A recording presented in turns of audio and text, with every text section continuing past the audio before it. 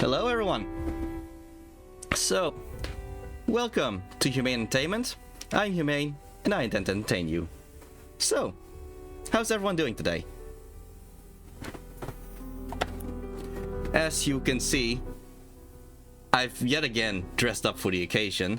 Though you might have noticed this is not the exact same ninja costume I wore during the messenger. Yeah. Hi, Starlight. Yeah, so, why have I done the costume this way instead of how it was in the messenger? Oh, happy you're doing good? Oh, hello, Phil Ninja. Yeah, why is my costume like this instead of how it was in the messenger? Well, see, I always thought that ninjas were about sneakiness and stealth. Do whatever it takes to stay beneath suspicion, sticking to the shadows and disappearing into the night. Well, today's game taught me that I was wrong. Turns out that ninjas fight in bright daylight, and what's really important is that you look fabulous while you beat people up. And that's why I make it a point to show my hair in this ninja costume. I'm just following what my ninja idol Ryu Hayabusa has taught me. Yeah, so today we are playing Dead or Alive Dimensions. I make jokes, but honestly I do like the story of the Dead or Alive games. I like the characters, I like the plot, I like the events that happen in the story. The problem, unfortunately, is in the storytelling. These games aren't good at conveying their stories. And to be fair, it's not completely the fault of the games themselves.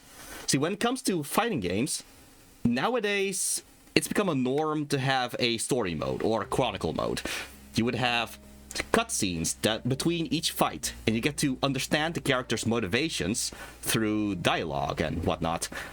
But back in the day, when Dead or Alive 1 to 4 was made, that was not the norm. See, what they instead had was the manual and the arcade mode, with each character getting their own endings. It wasn't just Dead or Alive that did that. It was done by Tekken, it was done by Soul Calibur, Mortal Kombat, just the most fighting games at the time, really. So in order to demonstrate how the process of understanding the story went in fighting games back in the day, I made a little document here to help people understand. Let's see. Yeah, so I hope everybody's seeing this. I hope everybody's also seeing a mouse this time. Like, is there a mouse? Okay, good. All right, so for this demonstration, I am using Dead or Alive 2's transition to Dead or Alive 3. So, okay, so it's in the manual that you get the proper backstories of the characters. So you do not find that in the game itself. So, yeah, you wouldn't know the backstory of Kasumi just on the thing itself. You have to read the manual for that. So all you get is simple profiles for when you select the characters in the character select screen. So the game has an opening that explains the general plot as efficiently as possible, and I do mean efficiently as possible. It just passes by all the scenes very quickly. You really have to pay attention in order to know what it was actually telling you. But yeah, at most you'll get a few cutscenes during the arcade mode. So yeah, you have an arcade mode for Kasumi, you have an arcade mode for Ayane, you have for Ayane, for Hayabusa, for Zack, for Helena, etc. In arcade mode, you just pick one character and then you beat the tournament with them. So at the end of arcade mode, you get an ending which shows what the character does after the arcade mode. So in Kasumi's ending, she beats the final boss, Tengu. In Ayane's arcade mode, she beats Tengu. In Ain's arcade mode, he beats Tengu. So each character's ending also allows you to understand their personalities.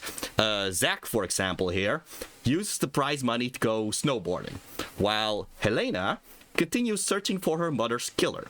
Surprisingly, in Dead or Alive 2, Kasumi doesn't have an ending, even though she is the main character of the franchise. That was weird, but yeah, that's the thing that happened. But okay, here's the thing though. How do you find out which character's arcade mode ending is the canon one? Because after all, there can only be one winner of the tournament, right? Well, you don't. At least not in Dead or Alive 2. See, Dead or Alive 3, chooses, through hindsight, which ending was canon. So in this case, it was Ryo Hayabusa who actually beat Tengu. But wait a minute, some things in other characters' endings still have to have happened, right? So Ayane, for example, he is an amnesiac Hayate, who is Kasumi's brother. And in his ending, it's by beating Tengu that he finds out that he is Hayate and he regains his memories. Well, because Ryo Hayabusa's ending is the canonical one, that means that Hayate can't have been the one who defeated Tengu, right? Well, so they changed it. So instead of Ayane beating Tengu and finding out he's Hayate, it's because he was fighting Hayabusa that he finds out he is Hayate instead. And every other ending essentially adapts itself based on the canon ending that was Ryo Hayabusa's ending. So, yeah. So, you're going to have to puzzle piece together which part of the previous game's ending were canon and which one would not fit with the idea that Ryo Hayabusa was the one who won the tournament.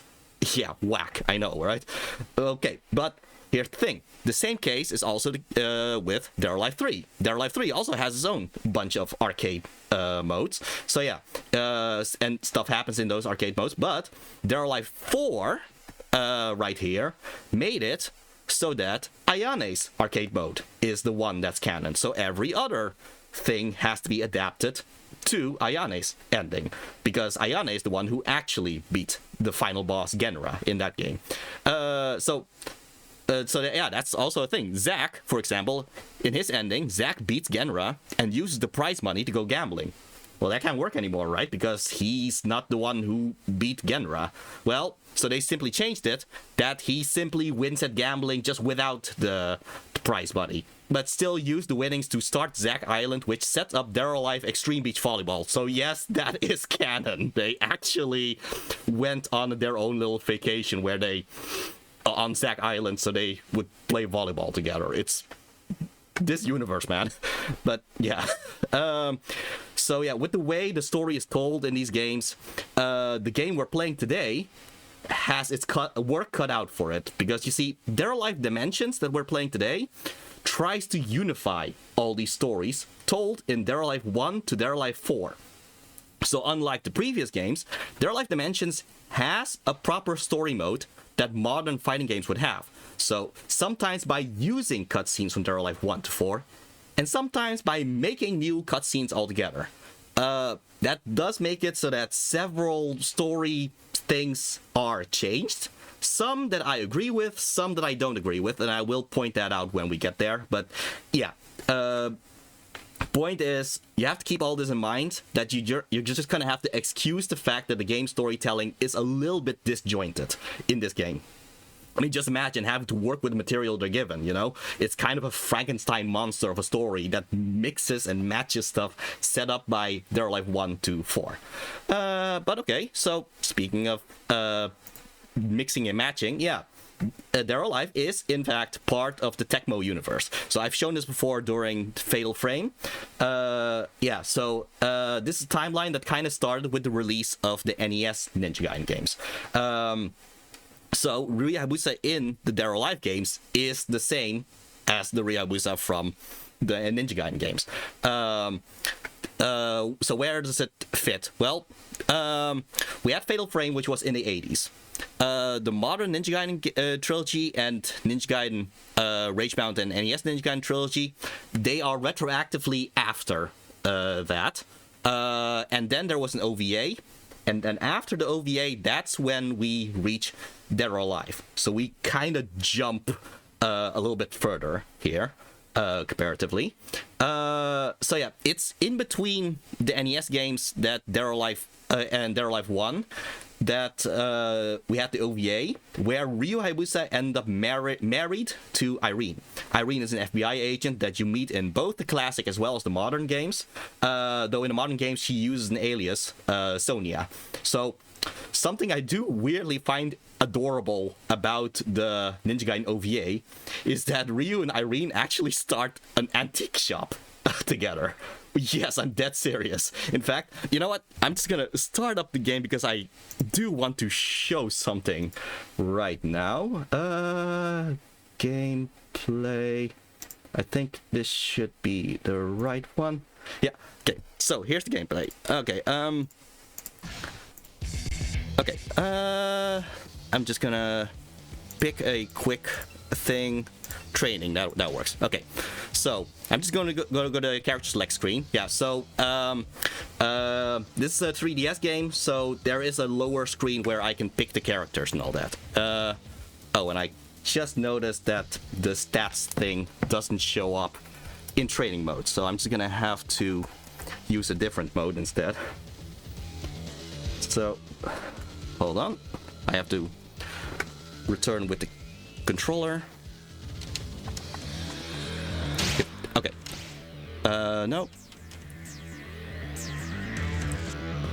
Okay, so instead of training, how about free play instead?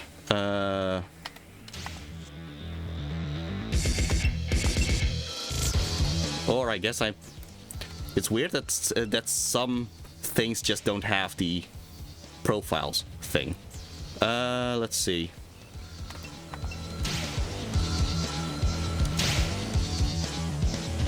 Yeah, okay, there you go. Okay, so, on the character select screen, any character also has like a little profile thing, as you can see, like Kasumi, nationality, job, etc. and all that. Okay, so do note, with Kasumi, her occupation or her job is runaway ninja. Okay, yeah, just pointing it out there. Here's Ayane. Her job is kunoichi because yeah, she's a ninja. And then here's Hayate. Job is ninja. So yeah, just making it pretty clear here that in this universe, being a ninja is actually something you'd put in your job description or occupation. So keep that in mind for what comes next, because you would think, with the fact that Rie Hayabusa is the most ninja looking out of all these characters, that his occupation would also be ninja, right? No. His occupation is antique dealer because of the antique shop he owns with Irene. I find this freaking amazing, really, because think about it. That means that him being a ninja is a side gig to him. Every event with Rie Hayabusa that takes place after the Ninja Gaiden OVA has him considering himself an antique dealer first and a ninja second. He sells freaking curio most of his days, and every now and then he dresses up as a ninja and saves the world. Him participating in these tournaments is just something he does on the side. So yeah, I don't know, I just think that's just hilarious. It's even more hilarious when you think back on the timeline, because Ninja Gaiden 4 here takes place after Dead or Alive 6, which means that while the new main character Yakumo is going all, I will execute my mission as a raven ninja, Ryu is just looking forward to another peaceful day in his freaking curio shop after all this. I just can't with this guy. I just love Rie Hayabusa. He's just the most. But yeah, okay. I think we can about start with the game itself. Let's see. Okay. Okay, yeah, so I do have to kind of work with a secondary screen every now and then. Okay, let's see. So, okay, so, because the story can be so disjointed, I am going to explain what is actually going on as it happens, but at least now you know the context of why the story is the way it is. So, okay, there are 5 chapters. Each chapter has you playing a different character. You play Kasumi in the Dead or Alive 1 chapter, you play Rie Hayabusa in the Dead or Alive 2 chapter, etc. So, in that spirit, I'm going to have each chapter be accompanied by another guest. So, for chapter 1, I am going to bring in my first guest of this stream, which, if things have been set up correctly, would be Yorick the Skull? Yorick, hey! Hello, Yorick. Nice to see you again. Yorick says hi. So, Yorick, you're here because you have in fact taken part in fighting game tournaments before, right? Yorick says yes. Well, during this chapter, Yorick will be here in case we need explanations on how these types of fighting tournaments work. So, without further ado, I guess we can start with the Dead or Alive 1 portion of the game.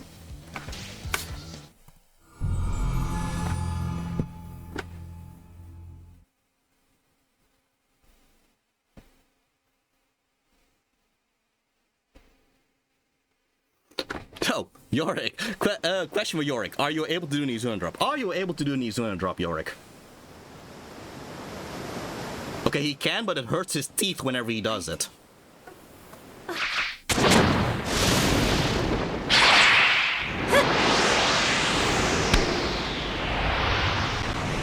Okay. Torn Sky Blast! Okay. This Torn Sky Blast thing, that's gonna be an important little thing of this ninja clan. It's kind of like a Kamehameha kind of thing. You actually expect to be our leader someday? Father! Forget about your brother. Focus. Ready yourself. Okay, so... Now your turn. Strike back. Okay, so... Our first main character, or essentially the main character of this franchise, is Kasumi. Yeah. Oh, yeah, yeah. I do love the animation too. But, yeah, Kasumi is essentially the actual main character of this franchise. She's not always the focus character, but she is essentially the main character. In terms of the placement of where this will be during the whole cutscene that we're gonna get after this, I will talk about it after the cutscene because it's a lot, and then I'm just gonna try to make sense of it for the chat and all that. But yeah, the funny thing is that the story mode is also a tutorial, as you can see. So it just explains pressing X to punch, pressing A to kick. A strike is more than a single punch. You must overwhelm your adversary with attacks. Yeah, so fortunately Shiden here, who is Kasumi's father, he teaches you the basics and all that. So yeah, you don't just punch once and kick once, you can also do multiple punches after one another to a combo. Enough punching! You have feet too, you know. Oh, yeah, we do. Mix your punches and kicks together! I mean, to be fair, I'm sorry Yorick, but you don't have feet, do you? Okay, yeah. And you can also combine the punching and stuff with the direction of the control pad. So forward and punch would do a different punch than just pressing punch. Not good enough! Yeah, so Y is actually a block button, but you can also use it to get up instead. Get ready? Fight! Now the tutorial part is over, so I can just do whatever I want now.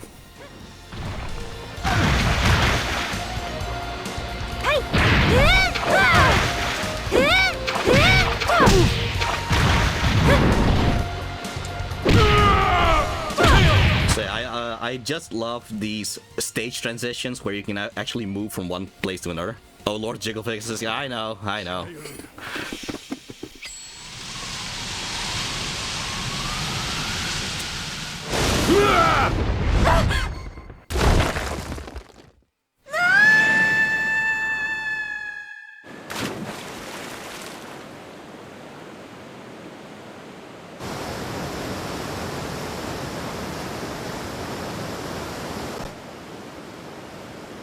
Genra, I leave the rest to you. Okay, I'm just gonna let the cutscene play, and then I'll just try to explain what was actually going on, because, again, there's a lot that's going to happen in the next few cutscenes. Hayate. So, this seems familiar. I know you're there. That was from Master Genra. So yeah, those who have watched Ninja Gaiden Wednesdays will recognize Ayane here. What was that farce earlier? Did you honestly think you could take Master Hayate's place? I refuse to accept you as the leader of our clan. To think Master Shiden would entrust our future to a daydreaming I know, Ayane. like you. He must be ill. Unfortunately, Ayane is gonna get slapped quite a bit actually in this game, so... The hair, I know, right? What is it, Ayane? What do you know? Father always kept me in the dark. Huh, fine. I may as well enlighten you. It's not like you'll ever amount to anything anyway. Master Hayate, he... Okay, so what you're gonna see here, this is actually the intro to Dead or Alive 2. And because that was an intro, you can imagine it's gonna move from one plotline thing very quickly to another, so I will try to explain in hindsight after this. Ayane! Look! Now, question for the chat, what's your opinion on this game so far? We have been looking for you, Miss Kasumi. There is definitely an art style change in this intro cutscene, because of course this was Dead or Alive 2 that this cutscene came from.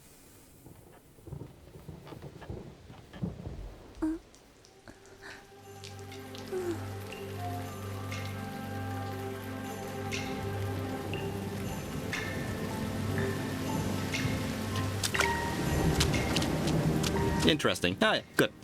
Yeah, it's it was definitely a game that I had to kind of get into. I just knew, oh, it was in the continuity of Ninja Gaiden. Okay, interesting. And so it wasn't what I expected, but it's definitely interesting.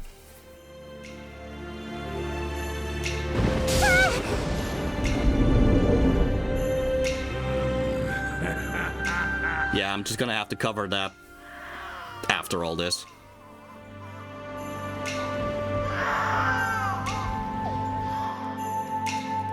Yeah.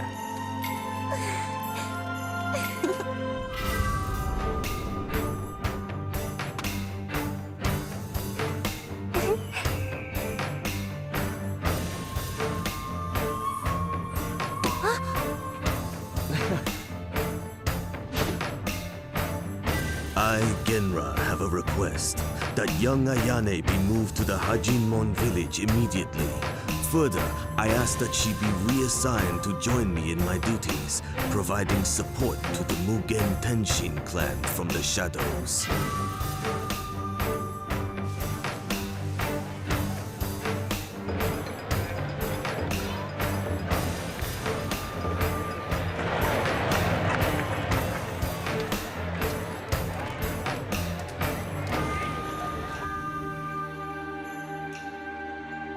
Ayane, the truth is, you are my child. Forgive me.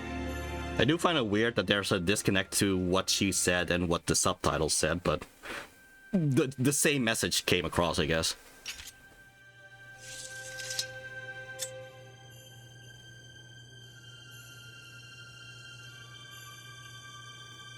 Boy, did they show off the hair graphics in the CGI, don't they?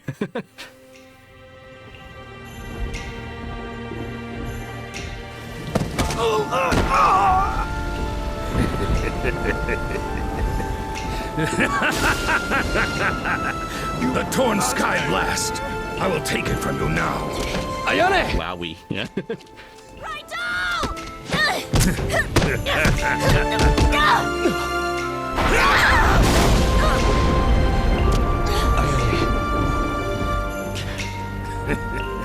Protected by a girl? How pathetic.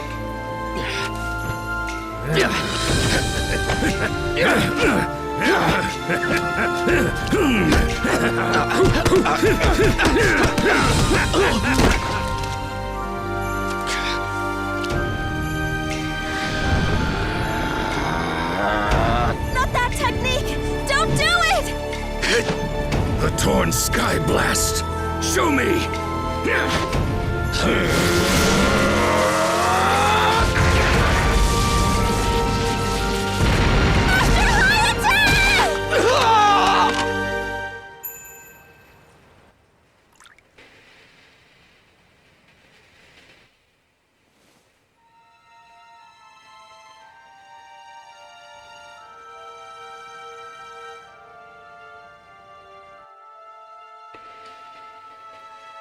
Miss Kasumi! Miss Kasumi! Kasumi. She has betrayed us. Do not capture her. Kill her. Sir.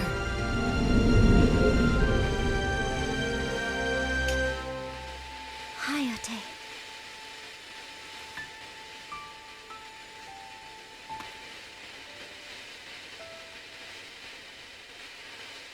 Okay, I think I can pause the game just when the cutscene starts. There we go. Okay, so what happened all there? Because it jumped around in time in the timeline thing all over the place. So yeah, okay, so first you have to understand the concept of the village, the Mugen Tenshin clan. That's the ninja clan that that Kasumi and Hayate are part of. You saw Hayate, that was the big brother of Kasumi. So yeah, that's the Mugen Tenshin clan. The Mugen Tenshin clan also has a branch clan called the Hajinmon clan. And the Hajinmon clan, that's where Ayane ended up being adopted into. And the Hajinmon is essentially the part of the clan that does the more shadow like missions and all that, while the Mugen Tenshin, that's the I guess the more public face, if anything.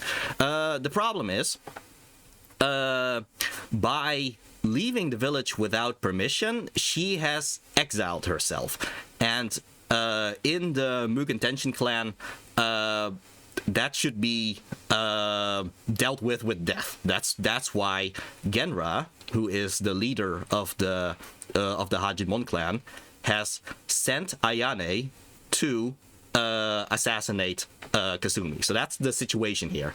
But there's also a different situation going on with the fact that there was that Raido guy. So who's that Raido guy? Raido is the uncle of Kasumi. You saw the black and white little thing. Well, the first black and white, because the second black and white is actually something in a different time, whatever. In the black and white thing, you noticed that Raido, he was undressing himself. Yeah, he was assaulting Kasumi's mother. That led to the birth of Ayane. So Ayane is like unfortunately, she is the bastard child of Raido and Ayame. Yeah, Ayame with an M, not Ayane with an N. But Ayame is the mother of both Kasumi and Ayane. Yeah, Raido is also the brother of of Kasumi's father. So yay. Yeah, so that's the situation with both Kasumi and Ayane. That even though they are half sisters, they are now set up to be against one another because Ayane has been sent to assassinate Kasumi. Because Kasumi is exiling herself in order to try to get revenge on Raido. In the meantime, Hayate is comatose right now because of the fight against Raido.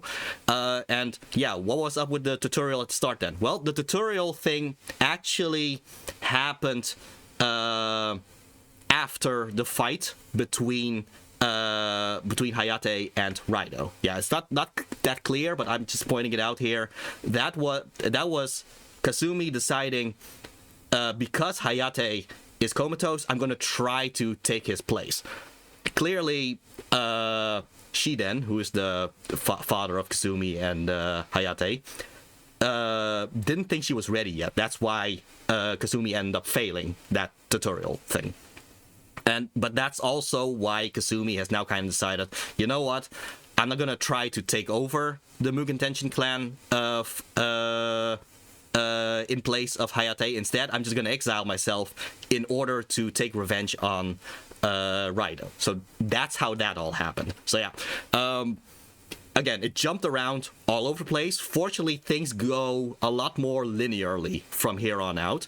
But yeah, that's what the whole intro was trying to tell you. The problem is, I think the problem is with the storytelling is that the writers, they have all these things in their heads, but they they never thought to actually explain that piece by piece to the audience. So people like me who have been there from the start, we know what's going on.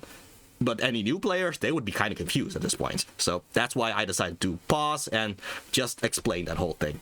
From here, at least we can just go linearly.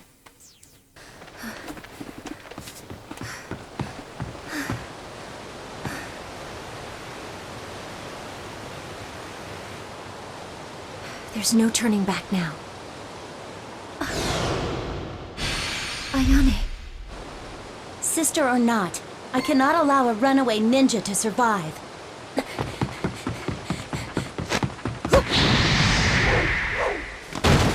This canyon shall be your grave! Okay, so besides attacking, you can also block, which I know Starlight doesn't use in games, but there you go. Blocking is a thing in this game. But I must! Take this! Plus blocking, I know, right? Okay. You can also attack while you're on the ground, which is essentially what they call a wake-up attack. Is that Tetris thing? Sure, let's go with that. But yeah, you can kind of counter people by being on the ground and then countering like that.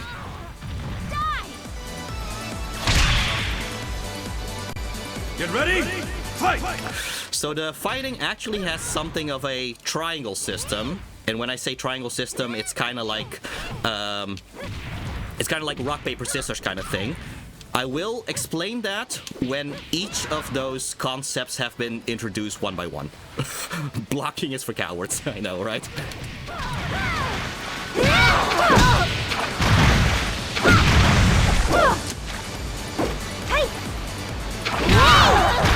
KO!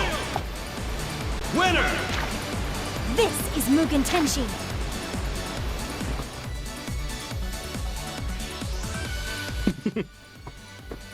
Well, I'm happy you two agree. Die!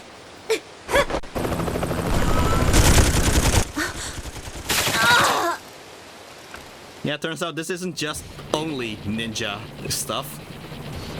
Jump in! Hurry! No time to explain! Just get in! Oh, no, you don't!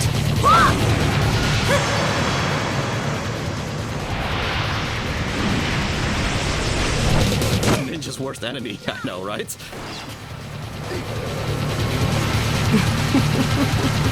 Damn it, who are you? Move!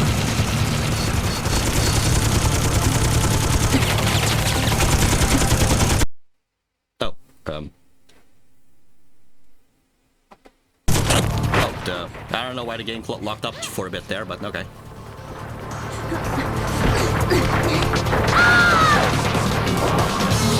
Yeah, helicopters, they always end up as enemies for ninjas for some reason. Ayane. Traitor! You won't get away!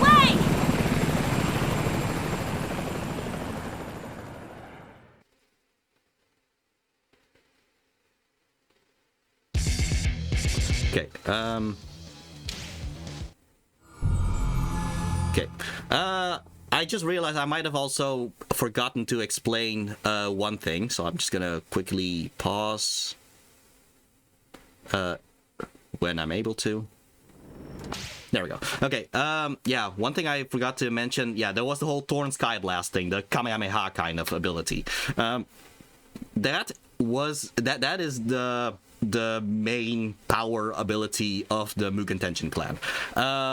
So what was up with Raido wanting to see it being used, and then Ayane telling Hayate, don't use that technique and all that? Yeah, that's because Raido seems to have this innate ability to just I don't know if anyone here has seen Naruto, but it's essentially kind of a Sharingan kind of thing. He is able to copy any move that he sees. So because Hayate used the move, that is why Raido was able to replicate it. This ends up being important in Dead or Alive 5, actually. So So I will point that out when we get to Dead or Alive 5. But the point is that, yeah, he has the ability to copy attacks, and that's why it was a mistake of Hayate to actually use Torn Sky Blast, because that's how Raido ended up having the Torn Sky Blast ability.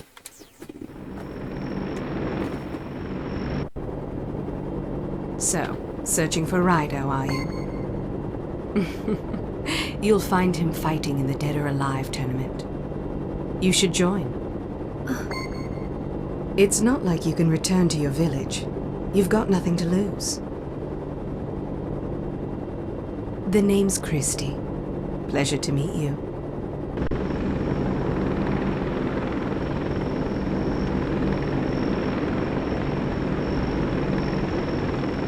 Oh, question for the chat. Were you aware of this game before this stream? Are you fighting in the tournament too? So, You should stay out of the tournament. This is no place for a little girl. It will not end well for you. Okay, you're the first one we beat then. Don't be so sure. This girl's one of the top contenders for the championship. Don't make me laugh. Oh, you're afraid to find out? What did you say? Yes, this is one of the first games I play, of course.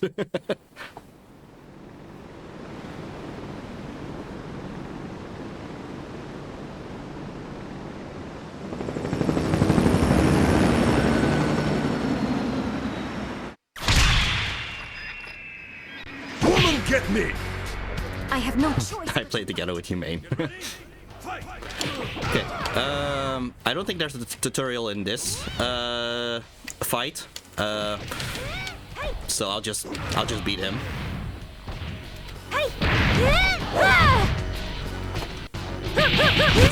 Okay, I just love this move. Hold on.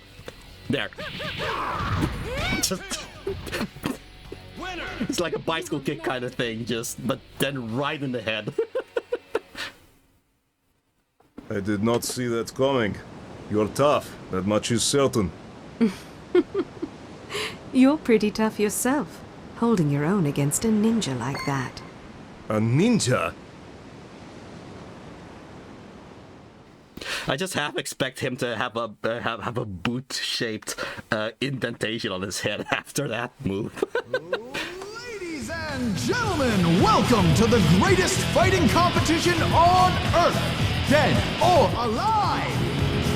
The most ferocious competitors from across the globe have set a course for glory aboard Doatek's Freedom Survivor, the largest luxury cruise liner in the world. Here, they'll risk it all in the ultimate test of fighting skill! Oh, sheesh. And now, to welcome our warriors, the man who made it all possible. I guess sometimes the game just... Mr. Fame Douglas! Welcome, welcome. I cannot thank you all enough for granting us the honor of your presence here at this esteemed event. My name is Fame Douglas, and I'm the CEO of Doatek. As you all know, Dead or Alive is the most prestigious tournament of its kind. Our competitors hail from all corners of the globe and come in search of one simple prize, the title of greatest fighter in the world. Yet, as we watch these brave combatants put their bodies and souls to the ultimate test, as they shed their blood, sweat, and tears in countless vicious battles, my cup runneth over with power. I will use my prize money to pay for Mei Lin's operation. Sorry, I'm taking the winnings to Vegas! Fool! My granddaughter's life is all that matters! Wait, just the title? Well, clearly some prize money as well. Never! the top 1% treat vital commodities as mere numbers in a stock market ticker. Such financial engineering has brought about the failure of entire virtual economies. Meanwhile, rich nations turn to protectionism, while poor countries struggle to rebuild their economies. I hope so for them, yeah. Our current global economic crisis is a herald. It foretells... Ayane, why are you here? Why do you think I'm here, traitor? To kill you, of course. father's orders. That's why I got this. Well, you don't have to be in a tournament for that. You could just try killing her now, but nah. Once and for all. Enjoy the cruise. We can shed our skins. You will never defeat me. What? We have done it before. Is that Rido? The world's greatest minds have collaborated to develop new, cleaner.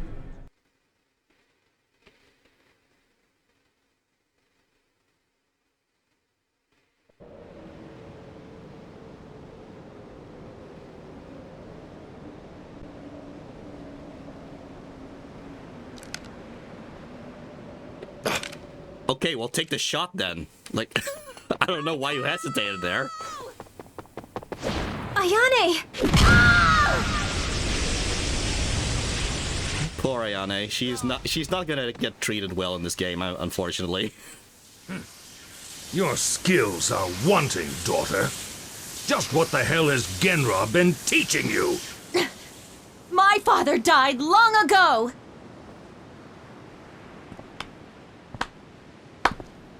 No, girly. Yeah. Discourage such a powerful fighting spirit.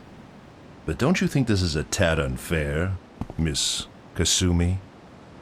That man killed my brother! Well, killed, comatose. About that. But if you want to fight Rido, then you'll just have to make it to the final round of the tournament. I'm sure you understand.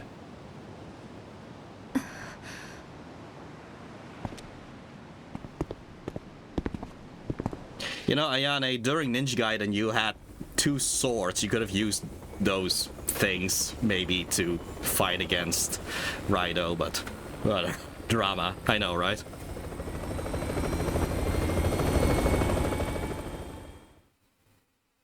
Do not hold back! Okay. Got you worked up, haven't I? No way! Okay, I think... Yeah, okay, so, yeah, we had punching and kicking, now we have throwing, which is like a grab move kind of thing here, yeah. I've already shown it, but, yeah, just pointing out, this is another part of the triangle system that I pointed out.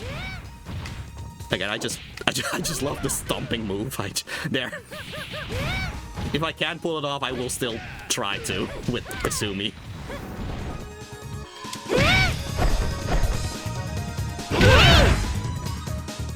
There we go. Oh. I don't know why the game sticks for a bit every now and then, but hopefully it just... This is Mugen Tenshin. Hopefully it just stops after a while. Don't hold back now! Come on! Okay. I do want to point out, yeah, so... Their Life Dimensions only focuses on the main character. As in, Their Life 1 only focuses on Kasumi, Their Life 2 only focuses on Ryo Hayabusa, Their Life 3 kinda mixes and matches between Ayane and Hayate. Ouch, that was annoying during fights though. Yeah. But, yeah, the thing is, each of these characters, like Genfu that we just beaten, or Bass here, they each had their own stories as well. Unfortunately, they will be minimized in this game. So, yeah, there's going to be some context lost from playing Their Life Dimensions, but we are, at the very least, going to go through the most important characters. But, yeah. You're not going to learn a lot about Bass in this game, unfortunately. You're also not going to learn a lot about Genfu, although we did just hear that he was trying to win the prize money for Mei Lin, who is his granddaughter. So, yeah, there's a whole surgery thing that he tries to pay for and all that. So, yeah, unfortunately, all those things, they're not going to be covered too much in this playthrough. So it's mostly just going to be the important characters like Ayane, Kasumi, Hayate, etc. Okay. Yeah! Maybe this.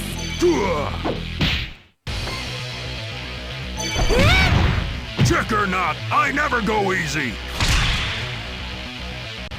Get ready? Fight!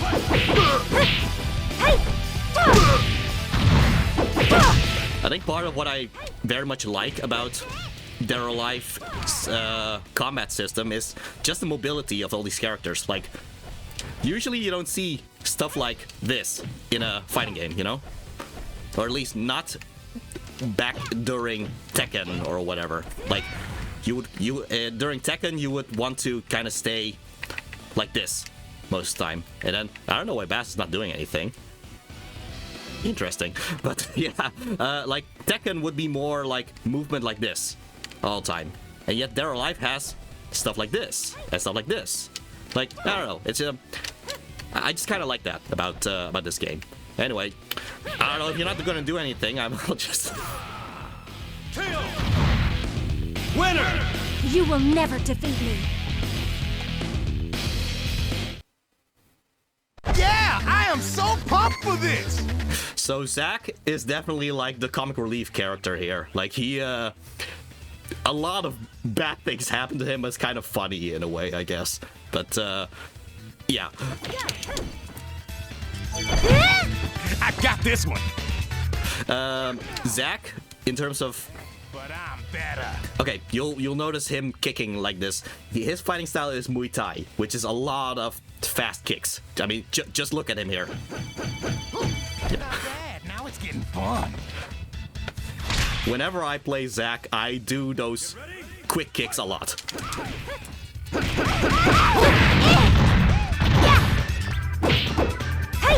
What I just did was something you call a hold, which is like a counter attack. I will talk more about that when the tutorial talks about that.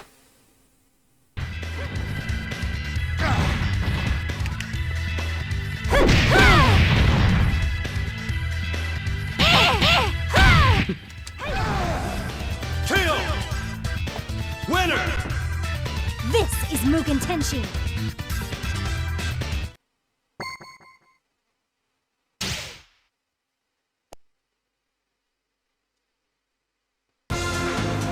Okay.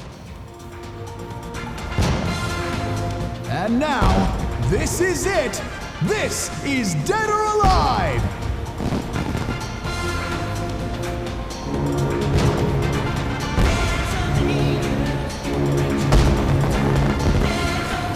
So, Yorick, when you participated in tournaments, were you able to enjoy a nice cruise like this or something?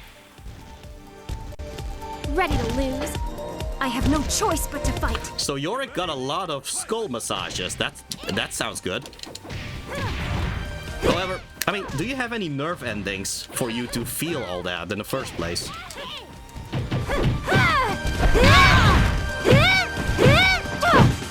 Okay, so apparently part of the curse that keeps him undead also essentially gives him supernatural nerves to massage. That's very interesting.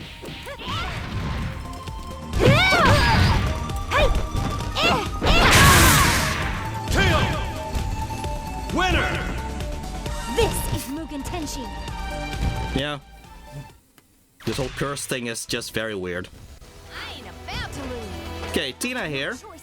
She's actually the daughter of the big guy that we fought earlier, Bass. Yeah, they both do wrestling moves. So different characters have different specialties. Like Kasumi is definitely the more balanced character, I guess. But Tina is a lot more based on grabbing. Which is unfortunate that she didn't use any of those grabs here, but either way, yeah, that was her specialty. And yeah, that's also yet again part of the whole triangle system I was trying to talk about. Yan Li here, he's essentially Bruce Lee. And actually, in fact, it's canonical that he is inspired by Bruce Lee. Like Dead or Alive 3's, was 3 or 4? I think it was Dead or Alive 4's ending that shows that he got bullied, and then he just watched a lot of Bruce Lee movies, and that's how he learned Jeet Kune Do. Like, that's amazing. Try to hit me! Always amazes me. Wild fighting in the clothing won't come off despite just strings. I know. These are some powerful strings. Powerful materials.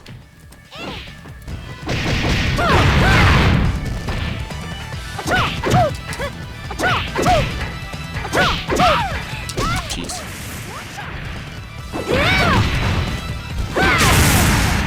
Kill! is Mugen Tenshin. And that was Jeet Kune Do, I guess. The inside of clothing is completely tape. Prepare to fight. I have no choice but to fight. Get ready! Fight! Yeah, sorry Ayane, but Kasumi has to win this one.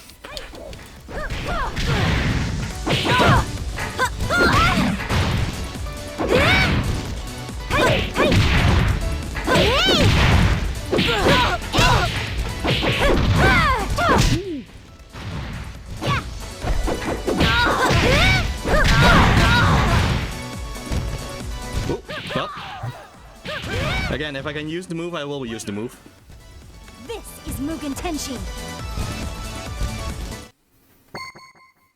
Okay, I think we are heading towards the final battle of the Dead or Alive 1 segment.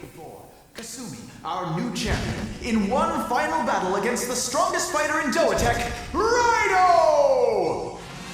So yeah, if anyone has any questions for Yorick, he's only going to be here for just this one fight, and then we're gonna move on to the next guest. Question for the chat: is this the kind of game you would play? Get ready! Fight!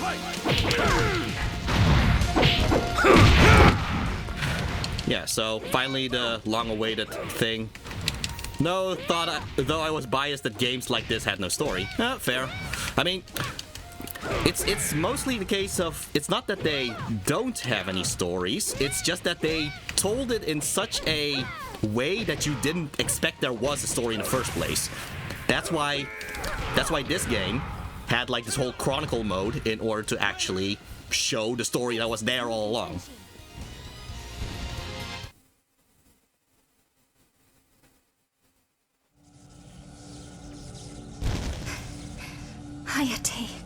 Hayate, I did it. That's impossible. Do you have any idea what the hell you're saying? Oh. Well.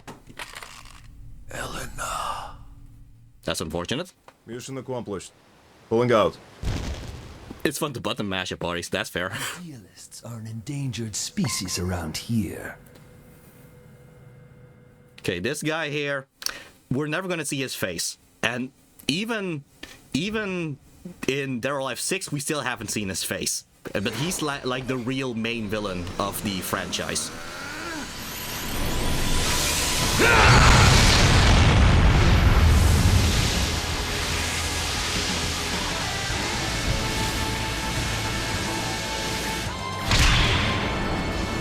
Okay,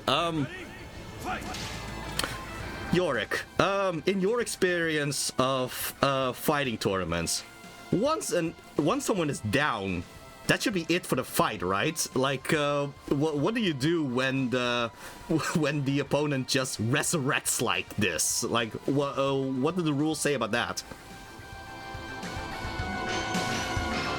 Okay, so ultimate enemy faceless, yeah.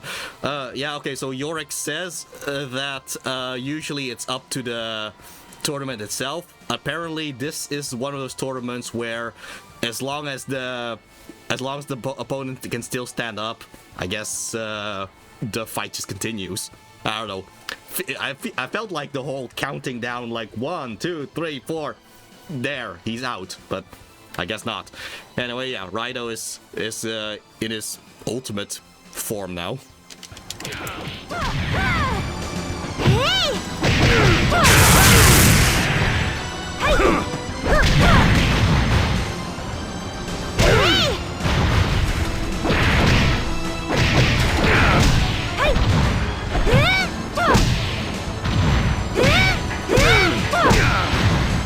I will tell the name of the faceless guy, but when the game itself says what his name is.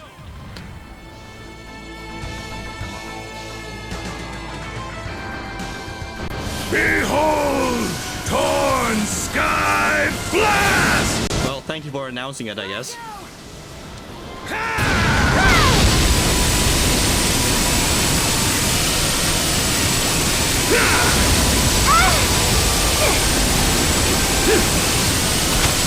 Oh.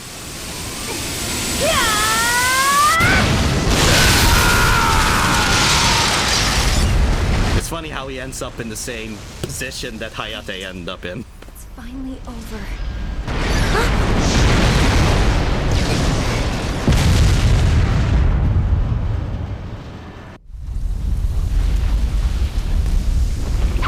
There he is. Master Ryu! Kasumi's been kidnapped. Let's go! Master! That traitor.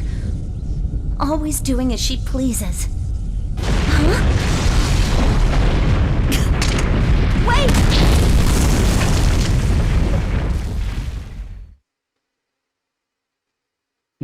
Himbo, I know. Hasty, come in! Ignore it. Maintain course for HQ. Roger.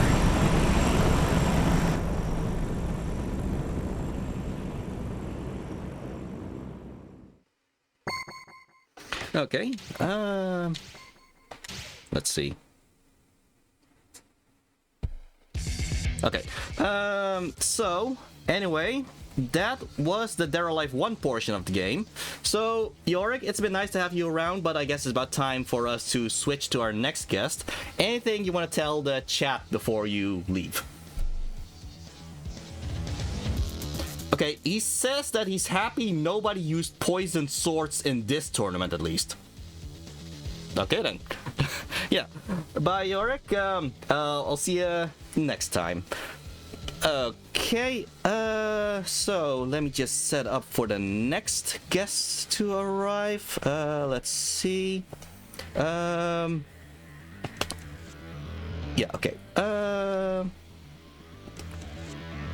Okay, yeah. Okay, so, we are heading towards the Dead or Alive 2 portion of the game. So, funnily enough, we are now going into more of a sci-fi direction for Dead or Alive 2, as the idea of clones start entering the mix. Interesting. So, for Chapter 2, I am going to bring in my second guest of the stream, HE9000. Hello, HE9000.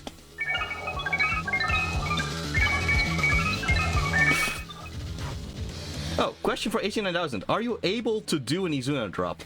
Are you able to do an Izuna drop, HE9000?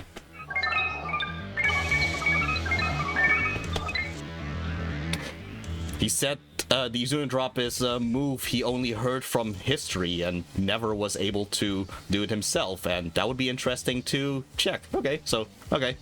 That's his answer on that. Anyway, yeah. What's your experience with all this HE9000?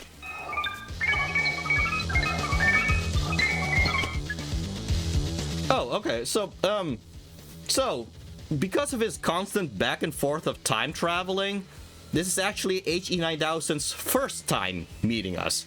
So that means last time during the Space Channel 5 stream, that was our first time meeting HE9000, but that was HE9000's second time meeting us. Oh, time travel always hurts my head.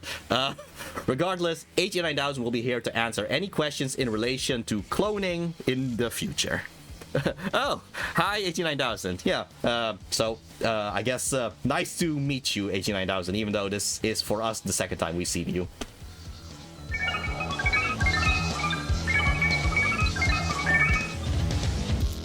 Well, at very least he says nice to meet us and all that. But yeah, I guess we can start with Dead or Alive 2. Something that isn't clear just from this game is that there actually was a bit of a time skip between Dead or Alive 1 and Dead or Alive 2. Like I don't know how long exactly, but at least long enough for several experiments to have been done before the start of the story of Dead or Alive 2. So don't think that this next tournament just came immediately, although it is somewhere in the same year at least, because none of the characters aged in the meantime. So yeah, if calculation is correct, Dead or Alive 1, 2, 3, and 4 are all in the same year. So there's been 4 tournaments in 1 year, which is ridiculous, but there you go. Nice to meet you again. Wild, I know.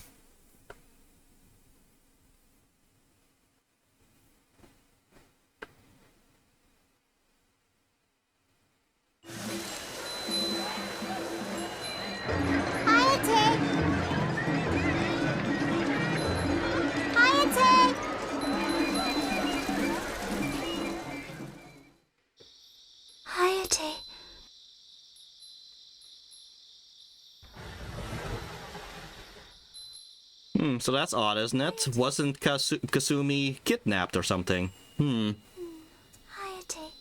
I did it.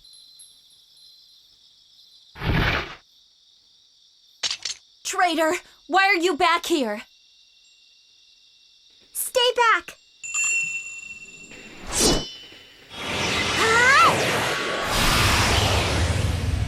Where am I? Master! Behold, Lord Tengu! The barrier's been broken? You. Who are you? Killer! Puny maggot! It is armor! Yeah. Yeah, okay. You notice? Yeah. If you press block while pressing back or diagonally back or diagonally down back, etc., you are going to do what's called a hold. The hold is kind of a counter move. How does that work? Well, depending on which direction you press the hold, that counters that kind of move. So, like, up and back, that would be the higher moves. Just back would be the middle moves, and the down and back will counter the lower moves. So what this is essentially a rock paper scissors kind of thing going on, because holds can be countered by throwing, throws can be countered by punching or kicking can be countered by holds. So it's a triangle system. It's a rock paper scissors thing. So if the other player is constantly punching, that's when you should use holds. If the opponent keeps using holds, you should be using throws. If the opponent keeps using throws, you should be using punches and kicks. So yeah, there's a whole there's a rock paper scissors system to the fighting, which I think is pretty cool.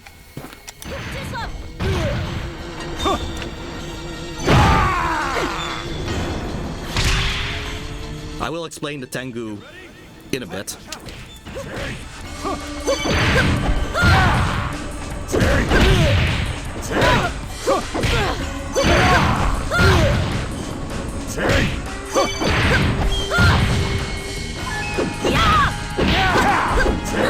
Of course, I've just been playing Kasumi the whole time, so now I have to readjust to playing Ayane.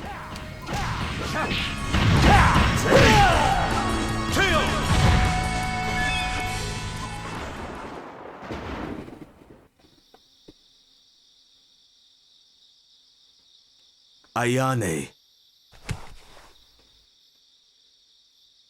Master Genra, where's Master Hayate? An illusory technique. So, Tengu has returned.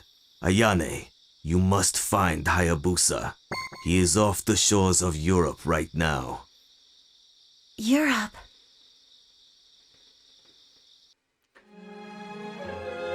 Okay, I'll just let this play too.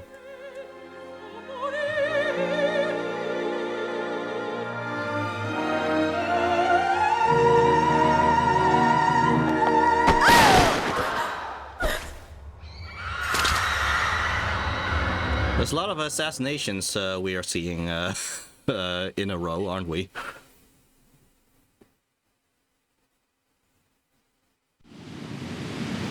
So yeah, that was Helena, who is the daughter of the guy that got shot, of Fame Douglas. Helena Douglas, daughter of Fame Douglas. I wish the opera singer was a playable character. She is, actually. Dearly departed leader, Fame Douglas. Yep. There she is. Thank you all for coming tonight. I am glad to see you all. I only wish it were under happier circumstances, but such is not the case. I am here on behalf of my father to regain control of Doatek after the recent tragedy which befell us. But didn't use singing, right? Unfortunately, no. That would be amazing if she was able to use singing during the fight. But it is an enormous conglomerate, with strong management and divisions which range across the entire business spectrum. Doatek was never the domain of one charismatic leader. That was never his desire. The unfortunate death of my father will not affect the force. Yeah, it's been a while, but I think I would have remembered that, yeah. Rest assured, the company can and will weather this storm. I am here to give you my word on that. Now I have two other important pieces of news to deliver.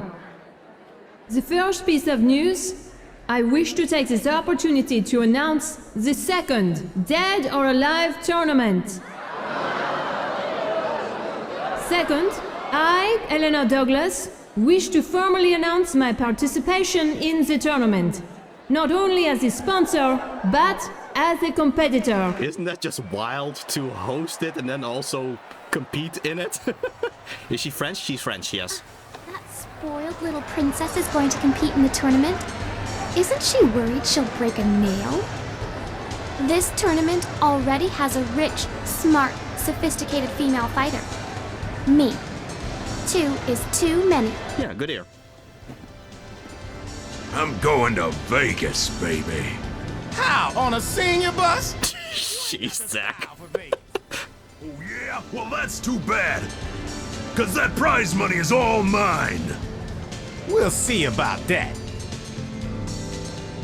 Well, well. There he is, Rio Hayabusa without a ninja mask for once. It's a ninja clan. You don't look very Asian for a ninja. Are you joining the Dead or Alive tournament too? I'm not interested in pointless games. Huh. Says the man who took second in the last tournament. Is that why you gave up at the end? It was all just a pointless Why the heck is Zach's pants fully open? Fashion statement, I guess. I didn't mean to offend you. I'm sorry. Oh!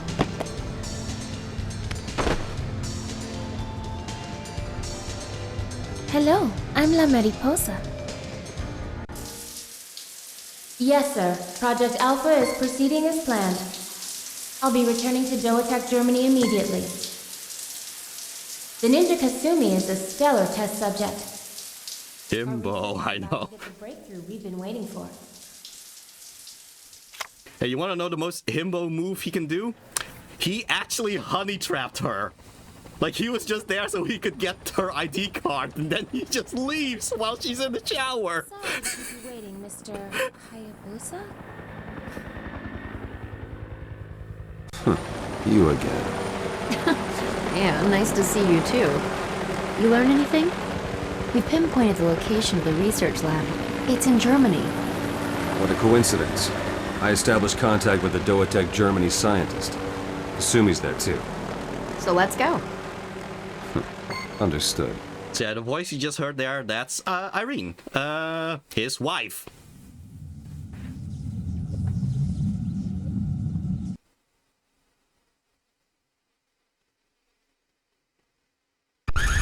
Emergency. Emergency. Fire detected in the central core of the laboratory facility. Cause unknown. All personnel in the laboratory facility evacuate immediately. Emergency evacuation. Family mission, yes. In Block B immediately. Repeat. Fire detected in the central core of the laboratory You're gonna facility. die if you don't get Cause away. unknown. All personnel in the laboratory facility evacuate immediately. So yeah, there you go. Clones. Yes, sir. We're evacuating Epsilon and Kasumi from the facility. Where's Alpha? Get her to the rendezvous point immediately, and have them get Kasumi out of confinement. Do you understand? Yeah, now we see her actual name. She called herself La Mariposa, but Lisa Hamilton is her actual name. Don't you see? We're sisters, Kasumi. But good sisters share. You had Hayate to yourself all this time. From now on, Hayate is going to be all mine. What do you mean? Is Hayate in here? So close to Linda Hamilton. It is. That is fascinating. I never thought about that. Sorry. I just love Hayate too much. Anyway, yeah, this is Alpha. Kasumi Alpha, I guess. Yeah, she's very Oni-chan, like, in terms of her obsession. It's me. Hi. Okay, so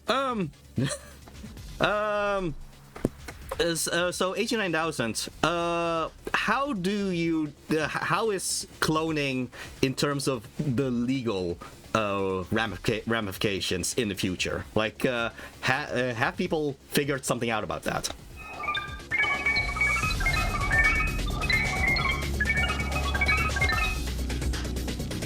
Interesting. Apparently, far in the future, where he comes from, cloning is actually part of creating kids in the first place. Like, sometimes you can just choose to actually have your clone start off as a baby, or you can choose them to just copy you exactly, and then from there, it's essentially like you are making a twin. And then from there, that's how you do a whole legal thing. So that's interesting. So, wait, do you have a clone? Do robots get clones?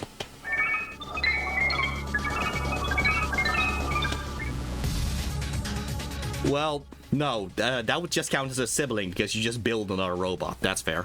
All right. Middle. Low. Here you see them outright explaining the whole high, low, and stuff. Middle. Low. Who are you? Get ready? Fight!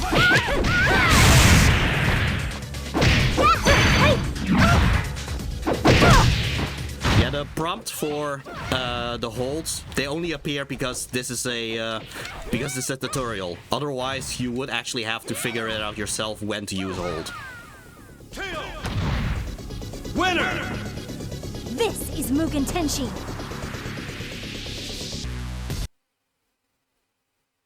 Hey, what the hell is going on in here? Just when things were getting fun. Alpha, I told you not to do anything without permission. What did you do to Hayate? Oh, great. You just had to tell her. I swear. I'll make you pay for this. Let Hayate go! It's like Alpha is like that bratty little teenage daughter that just does whatever she wants. I vowed to Hayate that I wouldn't let you die. Now I'm here to make good on my oath! Hayabusa! I don't like these odds. I'm out of here. Wait! Let her go, Kasumi. We need to get out of here. But Hayate!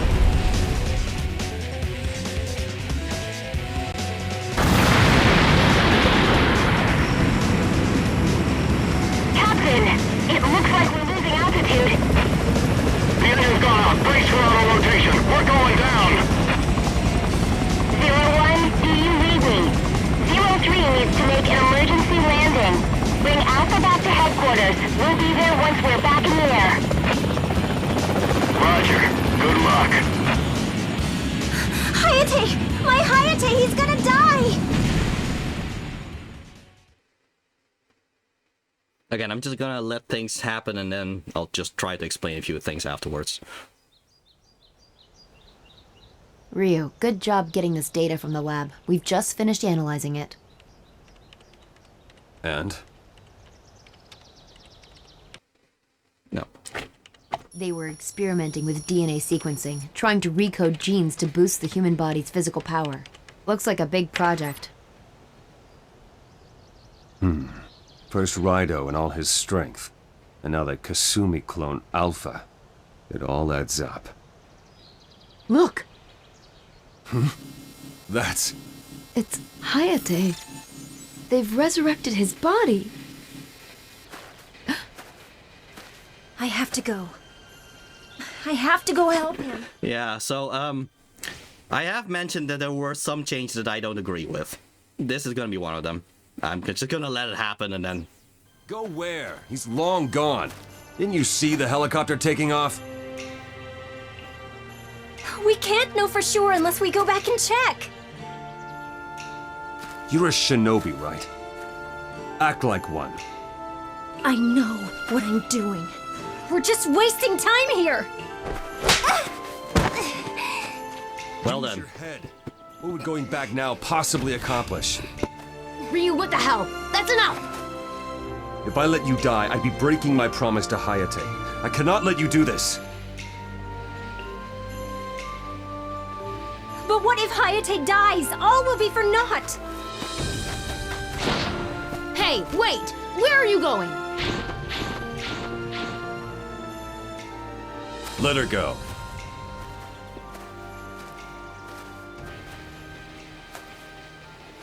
Ayane! Good luck. Sir. Okay, so I'm just gonna say it. Why do I not agree with this change? Here's the thing. In Dead or Alive 2, what happened was Ryu has like this problem of, oh, I made a promise to Hayate to protect Kasumi, but now Kasumi is hunted down by Hayate's clan. What is he gonna do? So what he does is he has a duel against Kasumi in order for her to prove whether she can do this thing. So I guess they decided to simplify it by just having him bitch slap her. And I'm like, I feel like there's a bit more to that, but whatever. That's how they decided to present it here, and just looks very unfortunate. But there you go. Like, when I saw this, I was like, really? That's what you're gonna do? But there you go. This is one of those changes, and unfortunately not the only change that I disagree with. But there you go. This is one of those changes which I just did not agree with in this game.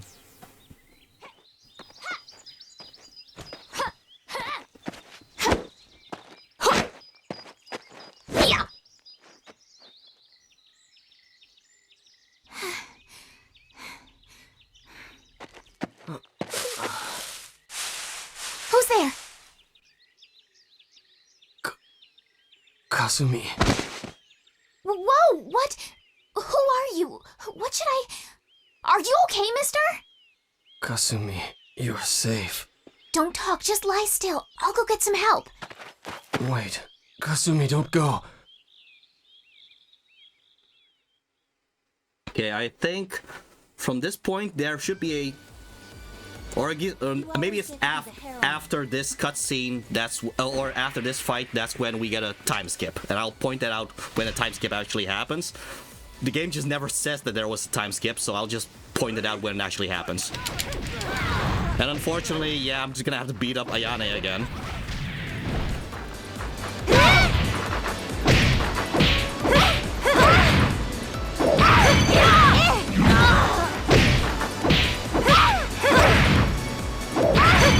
Sheesh, there you go.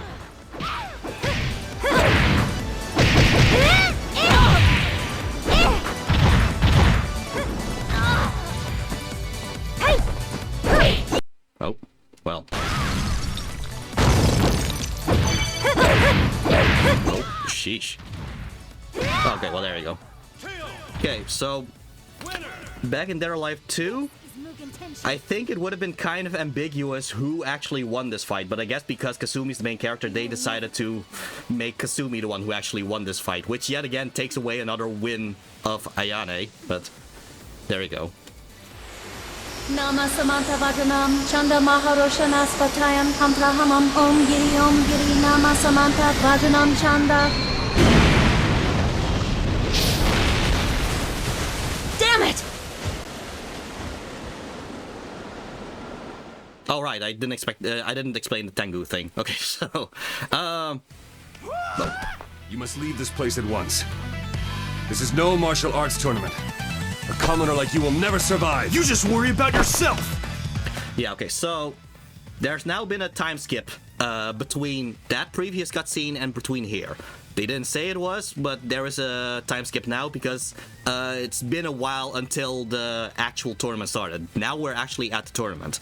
In between, that girl Hitomi that found the comatose or found the amnesiac Hayate, she brought Hayate to her father, and then Hayate decided to kind of train as a karate expert, and so he uses a different name, Ayane, instead.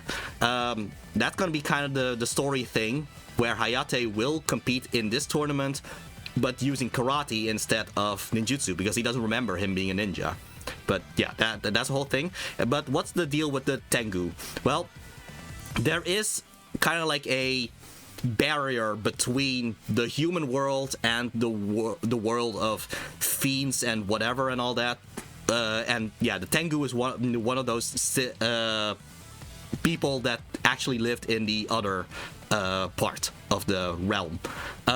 Someone broke that seal, though, which was at the tree thing. And that's how he ended up there. So now it's kind of like a question of, oh, who actually broke that seal in the first place? So, yeah. Oh, question for the chat. What do you think would improve this game? How about just add that actual fight between Ryu and Kasumi instead of just having him bitch slap her? I don't know, maybe. We have no choice but to fight. And now... no normal person can take this kind of punishment. Damn it. This fight's just getting started! Okay, let's see if I can actually pull off the Izuna drop in this one. Oh. Oh, come on. Oh. Come on. Oh, wait. I think I can just... There we go. No, no, come on.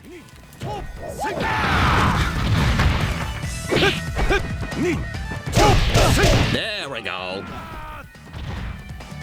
Had to have used it at least once in this playthrough. Winner! None can stand against my resolve. Yay, yeah. Well, shall we? We fight. Get ready? Fight!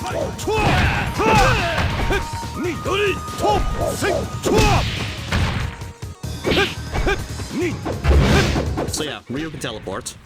Because of course he can.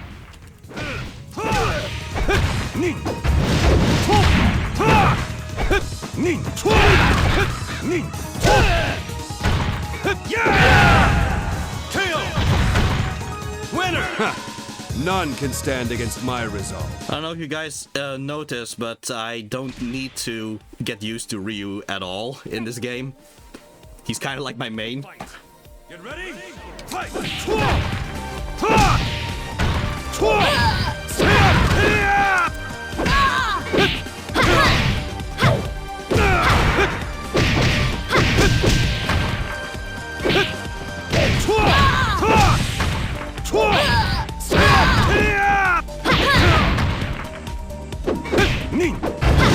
Oh, sheesh. Didn't expect her to counter that, but okay. Winner! None can stand against my resolve. You ready or what? Honestly, at this point, I really want to check. Okay, I guess it's not so much that his pants is completely unzipped so much as his belt is just kind of hanging there. His pants, the pants itself is still closed. It's just the belt that made it look like he had his pants open. It's still an interesting fashion statement, but there you go.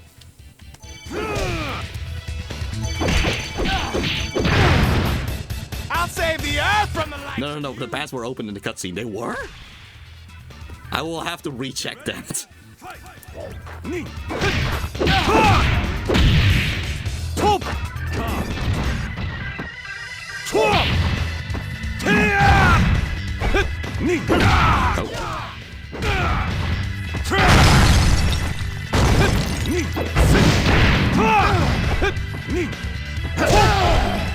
Kill!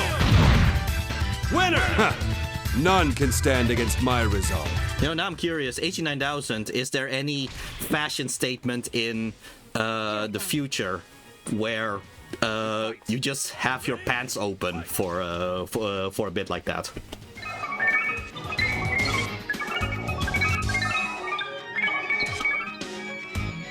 Oh yeah, it turns out there's going to be a phase somewhere in the future where everybody's just completely pantsless for a while. So, look forward to that. Anyway, here's Helena, who is the opera singer, the daughter of the of Fame Douglas.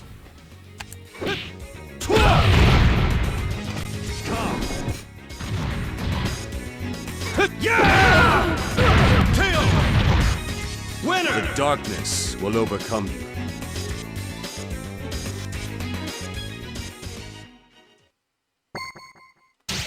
The man Lauren loved is the strongest man in the world. This has no context whatsoever. I will explain in just a bit.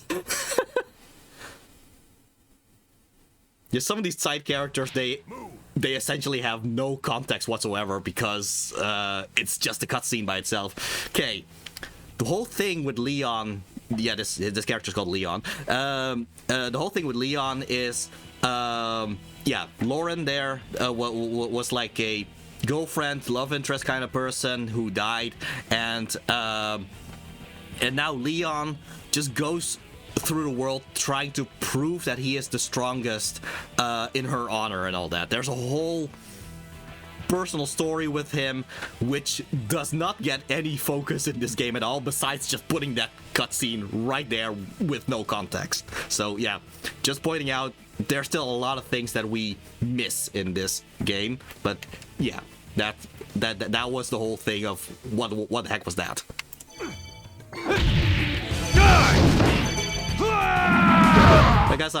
I guess the tutorial would still have you use the Izuna drop anyway, so. No more tricks. Get ready? Fight!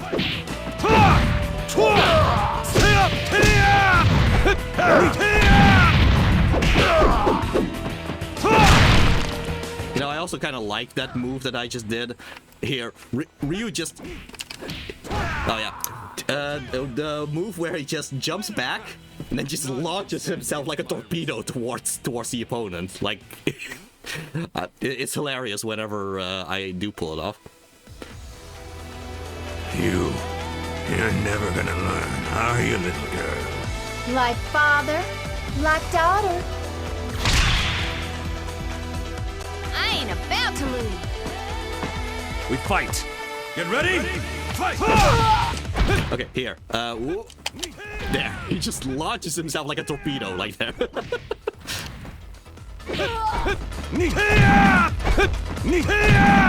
I know she's countering it. I just want to show it off. It's just hilarious of a move.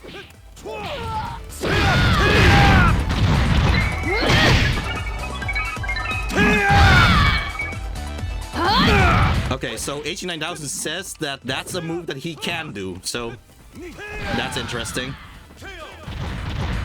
Winner! None can stand against my resolve.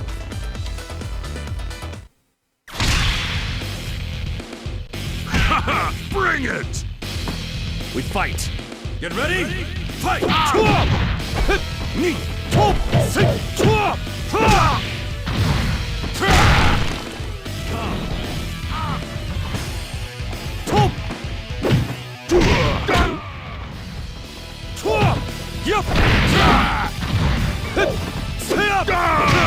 There's a lot of moves of Ryu, which is just ridiculous, and I kind of love it. Like that whole handstand thing that he just did.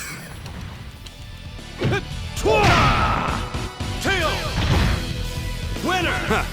None can stand against my resolve.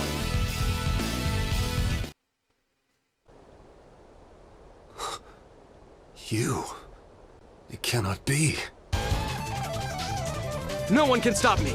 So yeah, as I said, Hayate doesn't know that he's Hayate. He considers himself Ayane at this point because he was raised alongside with Hitomi in the meantime, and trained karate. That's why he's using a different fighting style than what you would expect from a ninja at this point. Technique.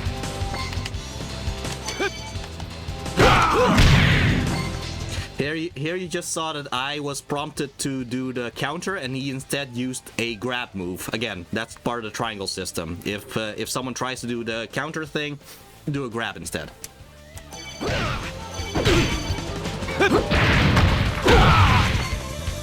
And now you see him countering, yeah, doing the hold against my punches.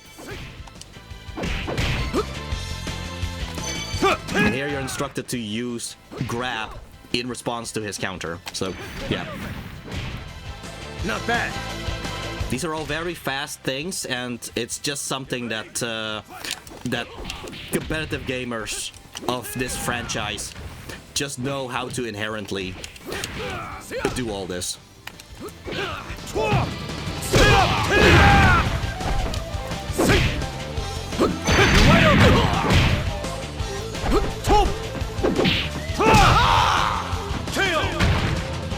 Winner! None can stand against my resolve.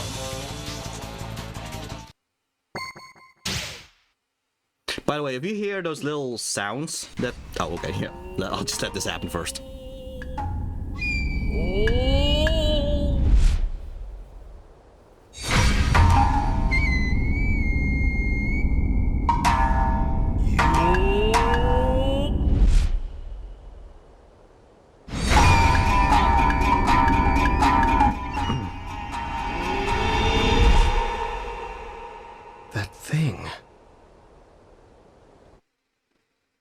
Oh wow, I just got a picture and yeah, wow, his pants were open. That's hilarious. Your name is Ryu.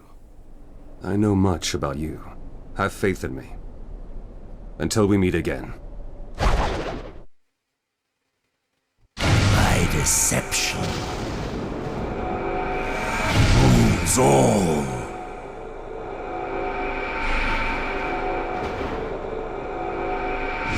Of creation!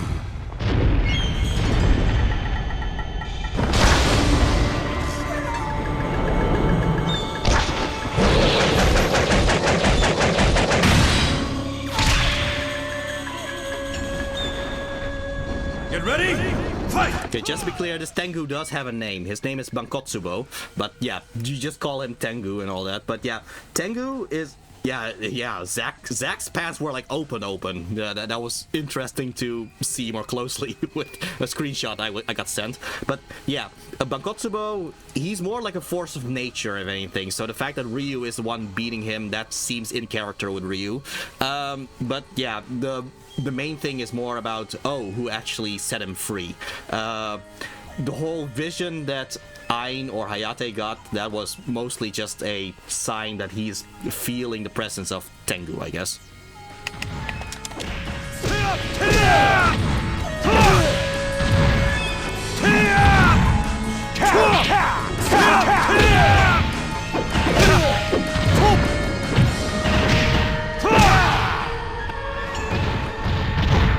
I was wondering when I actually got to kick him off the stairs there.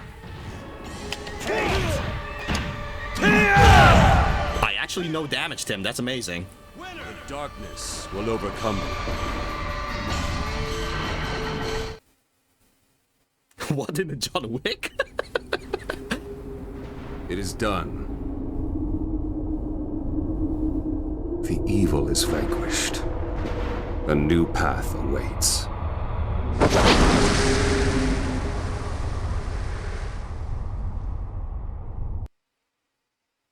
So this next part is completely new. Well, okay, not completely new, but a lot of it is new. And this, in terms of additions, I actually do like. So it's not just doom and gloom about everything, just, oh no, it's different, so I don't like it. Why does this place seem so familiar? Hayate, my brother! Have we met? Yes, you're my brother. I'm sorry. I don't know you. What? Well then, perhaps your fist would remember. Ryu. I made my cringe face. I'm loving dialogue. Oh yeah. Fists which are bound by blood will revive the deepest soul of the shinobi. Fight, Hayate, and come back to us. Because obviously, by punching one another, that's how you get reminded. Oh, that's who I was.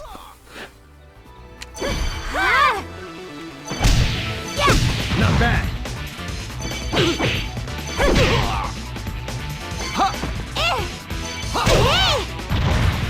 That's how a fight should feel. Move! Brain reversal damage, yes.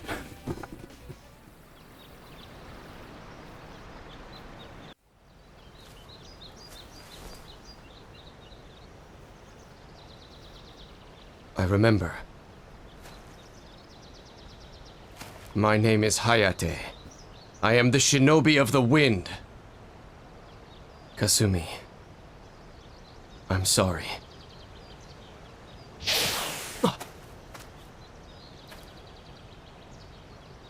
Welcome back, Hayate. Feels like someone's interrupting our little reunion. Yes. And I think I know who. Oh, question for the chat. When experiencing a story, do you put yourself in the protagonist's position or as an observer of the plot? In my case, I think out of necessity, I'm an observer because you keep switching from one character to another anyway. But that's how I kind of see it. Anyway, big plot twist. Genra, what are you doing here? Genra was in fact the one who broke the seal and all that. Quit toying with us, Genra. Stop. Genra, it was you who summoned Bankotsubo, wasn't it? And I am the one that wins the fight. For me, it depends on the game. Wait!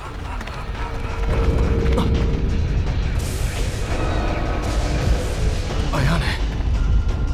The tangle of Myanmar reigns supreme!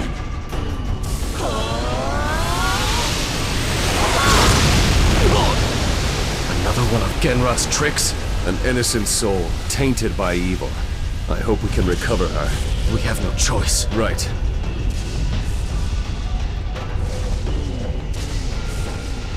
Two big tough men picking on a poor tiny little girl? That's not the Hayate I know. Meaning...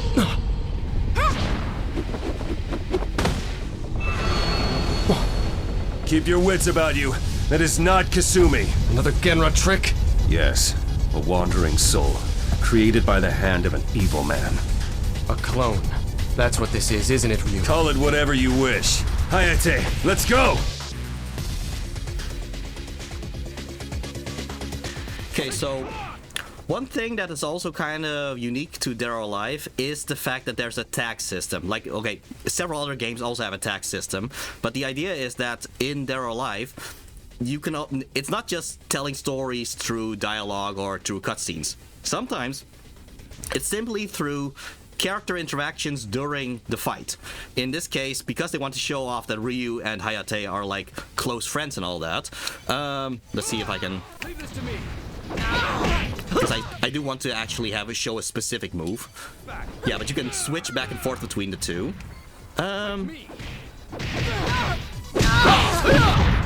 Just gonna wait until the prompt actually appears. That's enough! There we go. Okay, so depending on which duo of characters you have, the grab move actually changes. So for Ryu and Hayate, they have a special move together, and Ryu and Ayane have a special move together. Kasumi and Hayate have a special move together. They show relationships of the characters through the moves that they have together. So because it's a fighting game, so most of the time you're going to be fighting, so they try to show relationships through how they fight instead of just through dialogue. So this is one of them.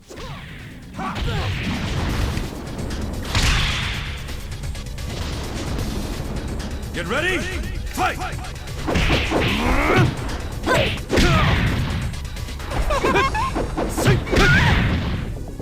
Come!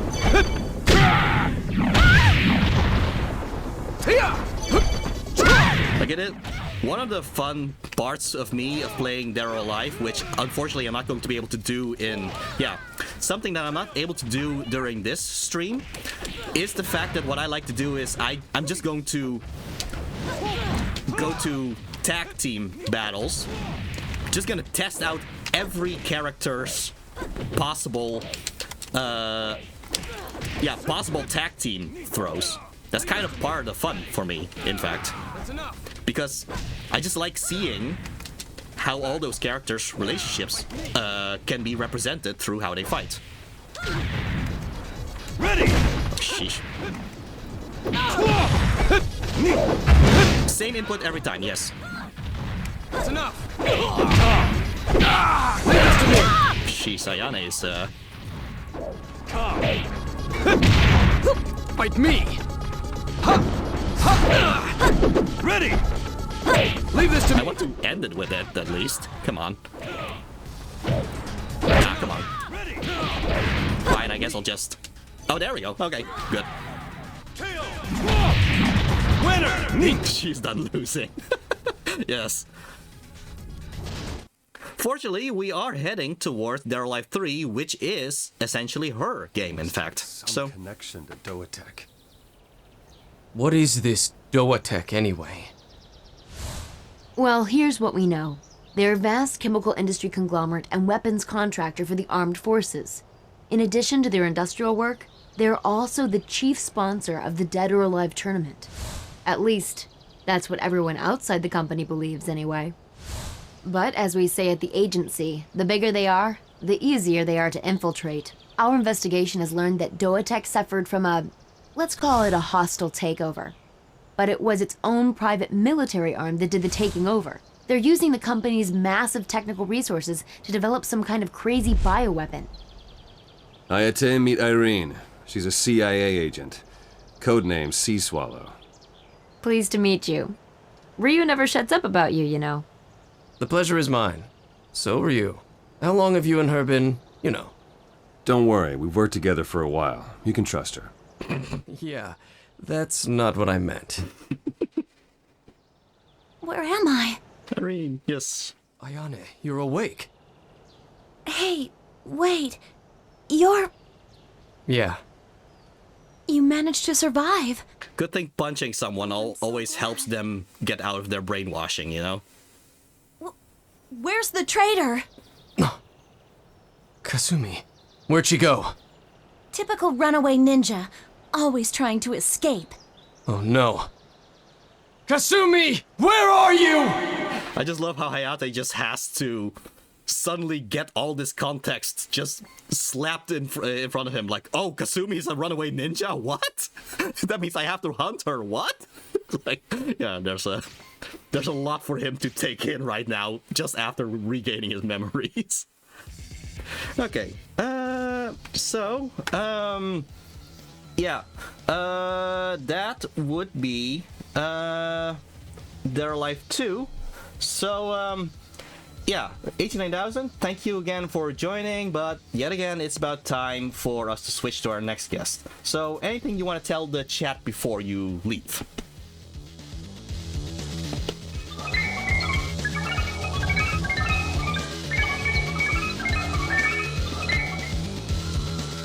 Okay, he says he is curious about the Space Channel 5 stream, so he's gonna go back in time to visit that.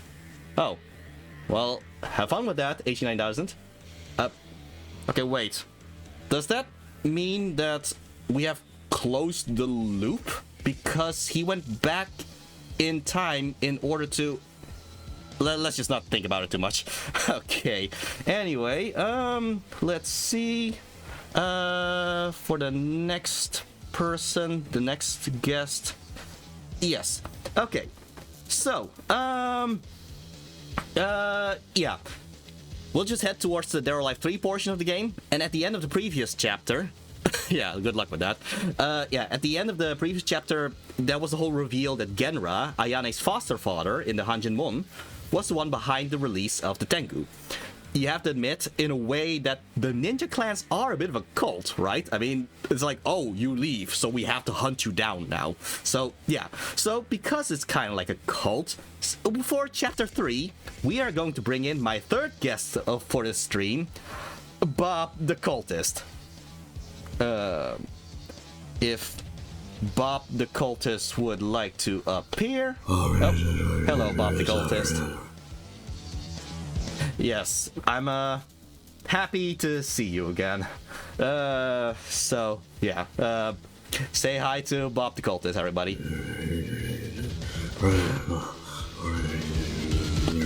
Okay, so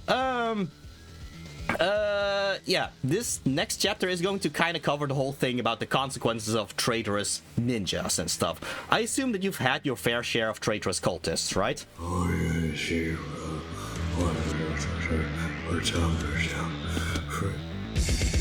Well, fortunately, he kind of answers your question, Starlight. So he says the biggest traitors are the ones who steal the cookies on their way out. And they end up getting Izuna dropped. Who'd have thought?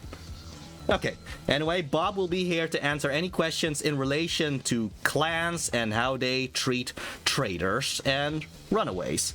So, with that in mind, I guess we are now heading towards Dead or Alive 3. Not the cookies, I know, right?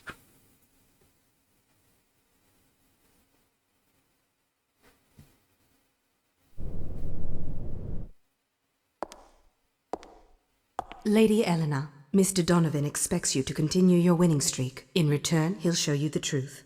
Then tell him this. Doatek is my father's and has nothing to do with me.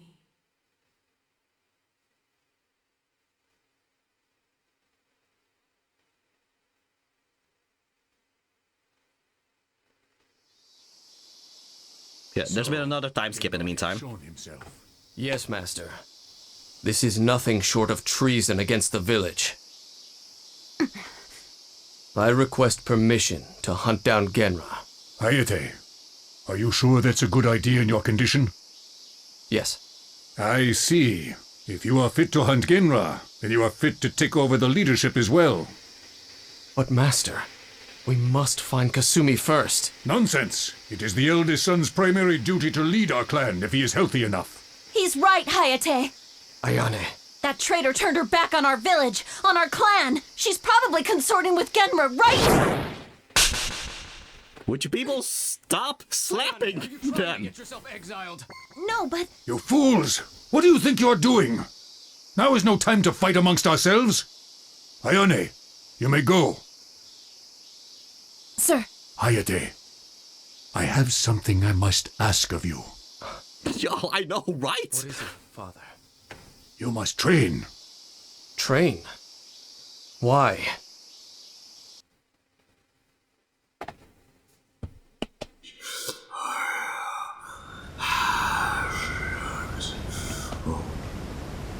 So Bob says that slapping really is a regular cultist move. So there you go.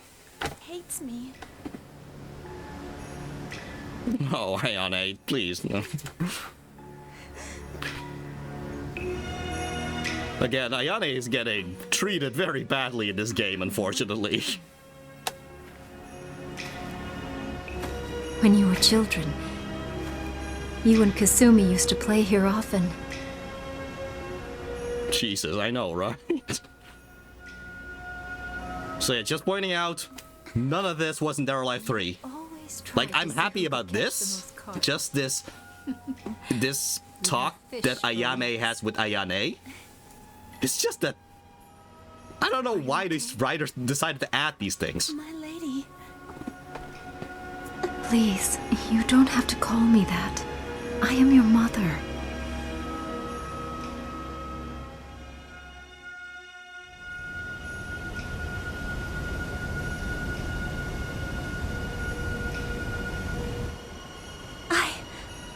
I made Hayate angry at me.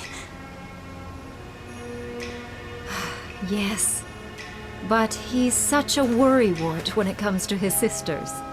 I'm sure he didn't mean whatever he said. No, he only cares about Kasumi. Listen to me, Ayane. The blood in my veins flows in both you and Kasumi, and in Hayate too, for that matter. Our family bonds are stronger than any shinobi code. Don't ever forget that. Mother. Please, Ayane, save Kasumi. She needs you. She always tries to do everything herself.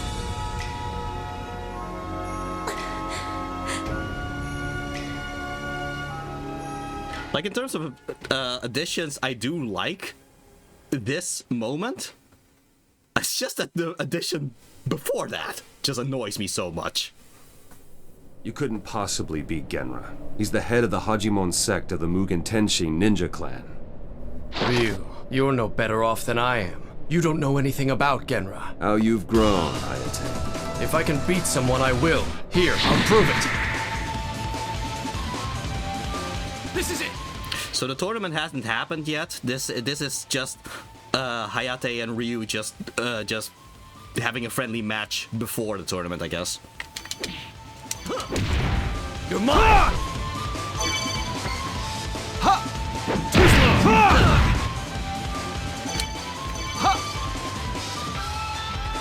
That's supposed to be a joke. Oh, there we go. Question for the chat. What do you think would have been pitfalls for this game's quality? Honestly, Now we fight. I am happy about some additions to the stories. I am not happy about some of the other additions to the stories. Sometimes, if they... Yeah, I do wonder how much worse could it have been if they just did more additions that I really don't agree with, you know?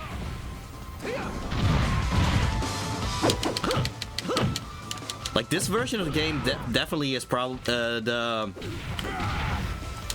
most accessible version, at least in terms of understanding the story, but I just do not agree with some of the additions. And unfortunately, the Dead or Alive 3 part of this game has a lot of those. Now do you understand, Ryu? Not so fast, Hayate. Up here, Hayate! Do I look beaten to you? The art of substitution. Of course. Enough. We must not squander our strength. Ryu. The third tournament will come soon enough. We shall meet again there. Yeah, so now the third tournament starts. Yeah, it's funny how the goal of the characters all happen to line up with having to go through a tournament for some reason. It's not every day you run into a passed-out high school girl on the road. That's weird. Guess it's a sign of how bad the economy's become here in Japan, huh? Funny you should say that. Anybody in there? I'm fine. Please don't worry about me. I don't think so. I could tell you weren't fine from a mile away. Wow! Oh, you have like 1,000,000-degree fever. I'm sorry. I have to go. Hold on a sec. Hey, you! That girl with the long hair that was with you just now. Which way did she go? I don't know what you're talking about. Liar. Hey! I don't think that's any way to talk to someone you just met. Move! Huh. You want me to move? Move me yourself. Okay, so again, there's not a lot of context for Kokoro in this game, but Kokoro, she is a geisha in training, but she seems to have more of a passion for fighting, which is why she just decides to enter the tournament. But yeah, there's kind of a funny thing of, does she want to be a geisha, or she is trained to become a geisha, but she actually wants to be a fighter instead. That's kind of... There's a bigger thing to her story, but yeah, that's just the gist of her story.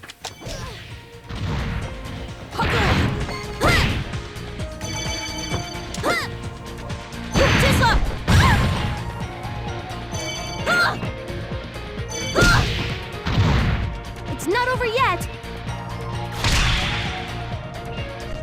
Get ready? Fight!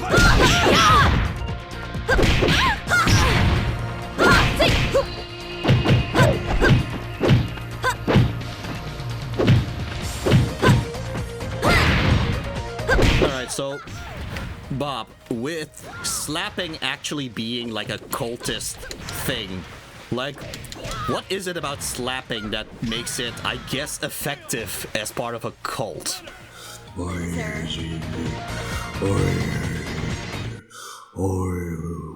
Ayane, what are you doing? Master Hayate, I just saw Kasumi. Okay, he says that it's mostly the disrespect, honestly.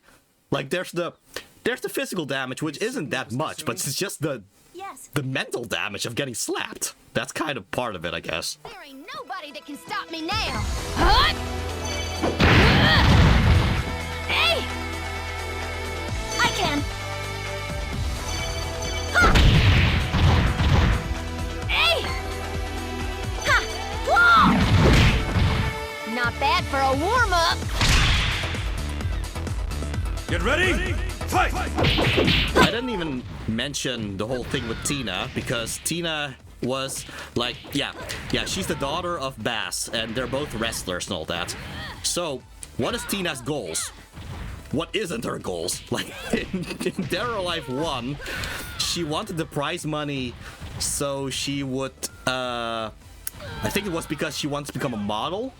Then Dead or Alive 2, she wanted the prize money in order to become an actress. And then in the next one, she wants to become a rock star. Like, she's just constantly doing whatever goal she has on her mind at this point in time, which is funny to see, I guess. Have you found any decent competition? Sure, but none of them could beat me. And neither will you. Hey, waitress, can I get a menu? Yes, ma'am. Oh, let me introduce you to. She helped me out back in Germany. My name's Hitomi. Nice to meet you. You're not Kasumi by any chance, are you? Who is this girl, Master Hayate? Touchy subject, Hitomi. Good seeing ADHD girly thriving. Yes. So, you know. So, you just assumed that was me?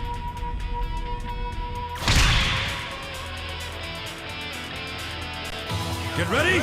Fight! So the fun thing about Hitomi is that, yeah, because Hayate has returned to his ninja fighting style, oh, that means we no longer have a karate character.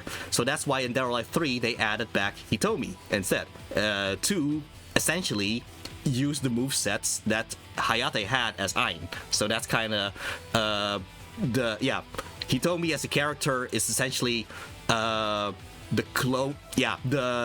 legacy character of Ain's moveset, I guess. Even though you can still use Ain through unlockables and all that, but yeah, that's just the funny thing about Hitomi here.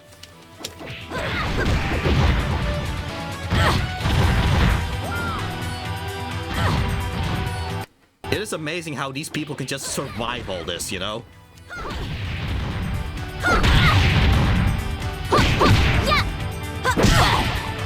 Kill! Winner! Loser.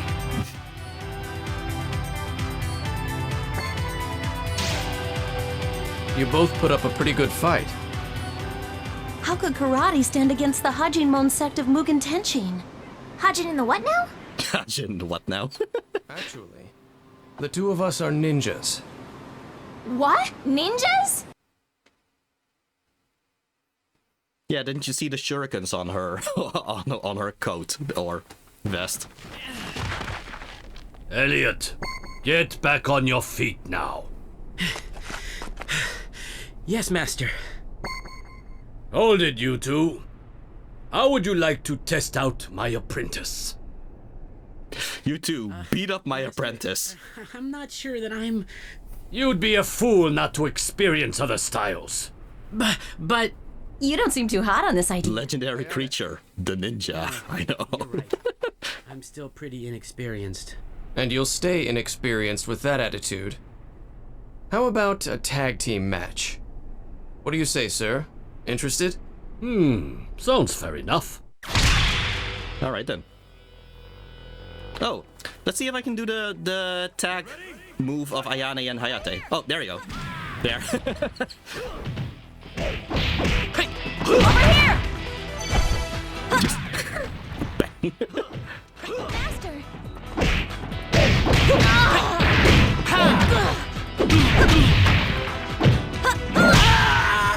Kill! I show no mercy! Over here!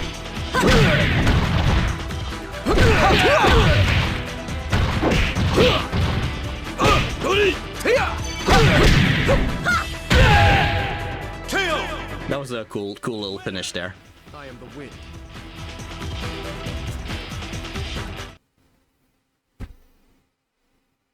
Well, well. How can you fight in those shoes? How about a dress? Oh, no, I'm nothing special. Actually, I'm the best. Even so.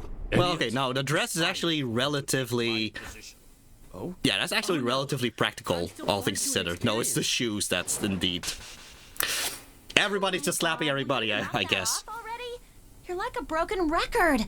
I'm inexperienced. I'll bet you still sleep with a nightlight. Hey, you're acting rather immature yourself, Ayane. What pansies like you need is a good beating. I'd say you could learn a thing or two from this one, Elliot. Yes, Master. It's been quite an educational experience. Thank you very much, Ayane. What? I had you pegged as a career coward, you little runt. Don't worry about me, Ayane. I'll be just fine.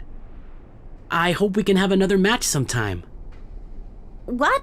Whatever, okay? Let's just get going, Master Hayate. Hey, wait!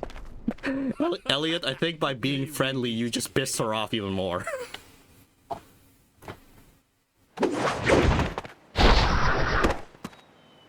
You seem calm for a traitor.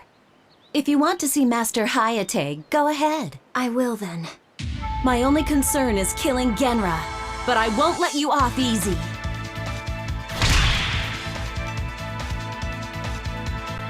Get ready? Fight!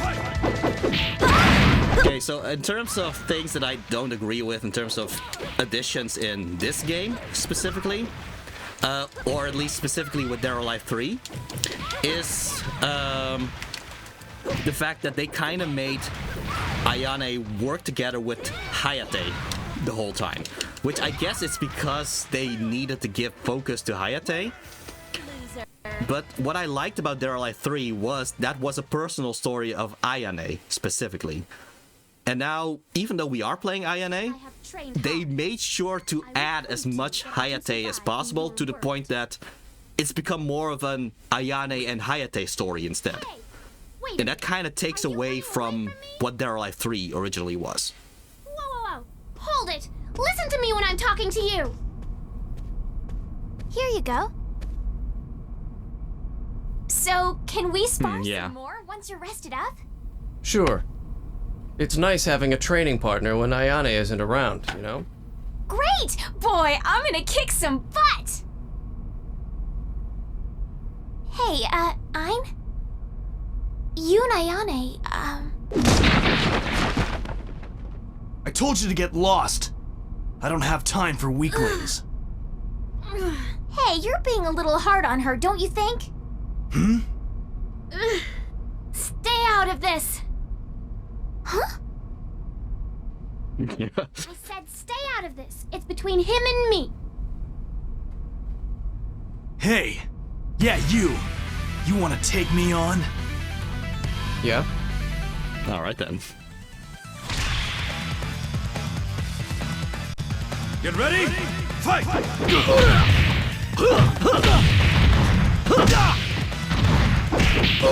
I know it's part of the genre because this is a fighting game. I do find it hilarious though how everything has to lead to a fight. like, hey you mixed up my order. I'm gonna beat you up now. We're just gonna have to fight. It's my duty as leader of the Shinobi to destroy Genra. But... Enough, Ayane. This is a personal matter, Master. It pains me to do this, but I can't let you interfere. Here we go! Yeah! So yeah, this is yet another one of those moments where Ayane gets screwed off, honestly. Because in Dead or Alive 3, the indication seemed to be that Ayane actually wins this fight. But I guess because they needed to have a playable section for Hayate, they make Hayate win it instead. Which adds another loss to her, even though she actually probably is meant to be the winner here, I think.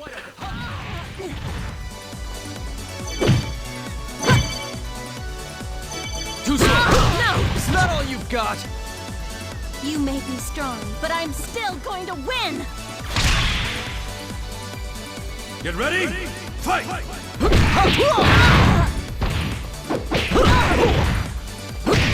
I don't know what the deal was, but it felt like the writers of this game just had it in against Ayane specifically.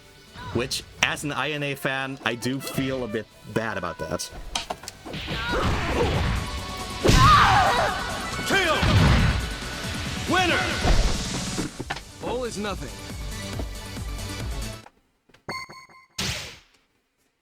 Like it was Genra is strong. okay. I might as well just rant a little bit about this. I kind of liked that Ayane beat Hayate in Dead or Alive 3 because that would have been like a big story thing for her. That she always looked up to Hayate, but that her fighting against Genra is personal enough for her that she is able to defeat Hayate. That's why I liked that fight to be Ayane being the winner rather than Hayate. But I guess the writers here decided not to do that. But yeah, there you go. Oh, question for the chat: how do you prefer the visuals of games like these? Bright, dark, realistic, cartoony? Well, actually, I think that's what's so interesting about this game being in the same continuity as Ninja Gaiden. Because Ninja Gaiden, I do want to be more realistic, more dark, and all that, because that's how Ninja Gaiden works. And yet, this is in the same universe, and the brighter, I don't know, the brighter level design and the character designs and all that, they do still fit. And it still works with Ninja Gaiden, but it's clearly a lot more lighthearted. So I think that's kind of interesting to see, you know, in terms of two different things coexisting in the same universe like this. We must work together against him, or we don't stand a chance. Master! Hey! You folks know about Genra? Oh boy. How about a drink, pretty little thing? Let go! Oh, loosen up. I'll show you what a real man's like. Master Hayate! Ow! What was that for? Hey, that's my sister. Huh? Your sister? You know, I also feel bad for Brad Wong that this is how you will know Brad Wong in this game, because he's actually hilarious in the games that he appears in. He's a drunken master of things and all that. And yet, this game decides to say, hey, yeah, let's put him on a list with this one action that we put him in this game, you know? Kill! Winner! All is nothing. I'm looking for a certain wine. It's called Genra. Wine? Supposed to be the liquor of legends. That sounds ridiculous. Your drunken fighter skills are quite impressive. So much for fighting over the girl. You know, I did actually consider... What's that supposed to mean? Huh? What's what supposed to mean, kiddo? Oh, please, you're always crushing my dreams. I hate you. Watch your mouth! I do find it fascinating how the cutscenes showed those two and then instead suddenly Hayate is here. But yeah, I did actually consider to just play the regular Dead or Alive 1, 2, and 3 instead. But yeah, again, it would have been very confusing to tell the story or to understand the story through those original games, which is why I decided on Dead or Alive Dimensions. To make it this far. But as you notice here, there's a lot of things I just don't agree with in this game, which You've never faced anyone even now I'm kind of realizing, oh yeah, I don't like that actually. So that's kind of unfortunate, really. Kill!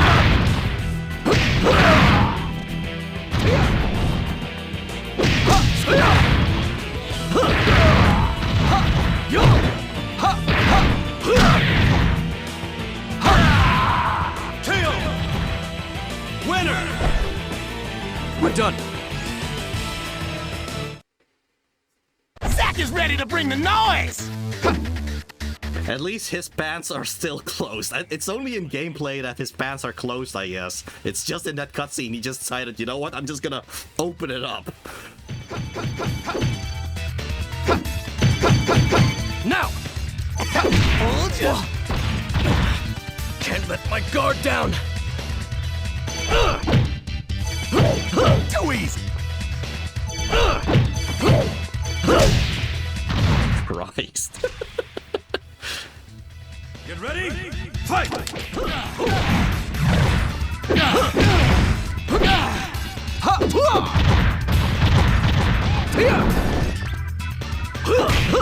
You know, it's funny that you mentioned John Wick in this in the chat, Starlight. But yeah, now anytime if I see stairs, I'm gonna try to punch someone into it. Hayate. Kasumi.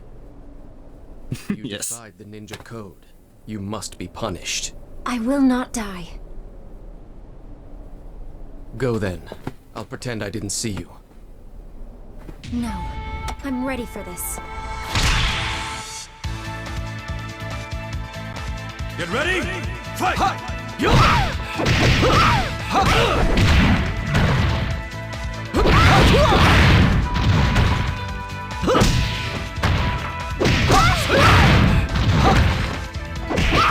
Boy, Kasumi did not put up a fight at all. That's kind of sad, really.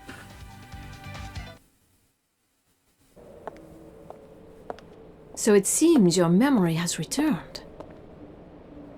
So just what does Doatech want from us? From our clan? You think you are the only ones we are after? Well then, why is Genra working for you? I was hoping to ask you the same thing, actually. Stop playing! Genra, myself, we are just puppets for Doatech. That is how they see us. Nothing more. You lie. You would not understand. Get ready? Fight! Okay, so this is a little thing with the plot here, which is the fact that Helena, even though she is Fame Douglas's daughter, turns out even she doesn't know what's actually going on with Doatech, the company that starts all these tournaments. She just announced it and became a participant, but yeah, even she is still kind of figuring things out right now, which means there is some infighting within the company at this point. And we are going to learn more about that in her chapter. Puppet or not. I'd leave Doatech if I were you.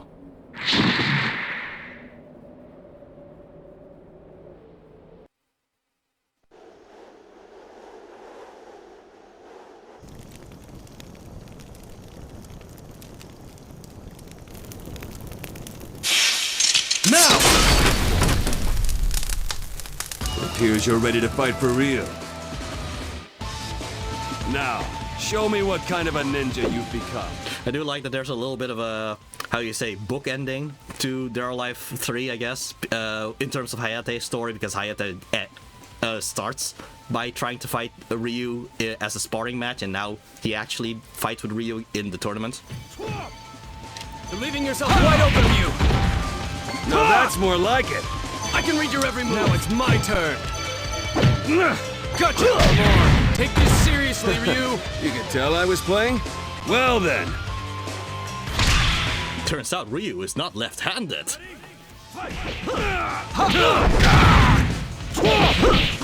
I always find it kind of funny how that's a story thing of, oh wow, this character wasn't fighting seriously after all. And like, aren't you at least putting some effort in order to do a punch in the first place?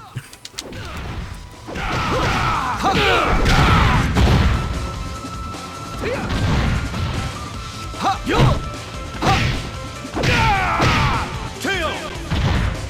Winner! All is nothing. Now, Hayate, it's time. Show me your torn sky blast! He's lost his mind. We need to stop him. Oh, I wouldn't worry about Master Hayate. I'm talking about Ryu. Well, in that case... By the way, are you and Ryu...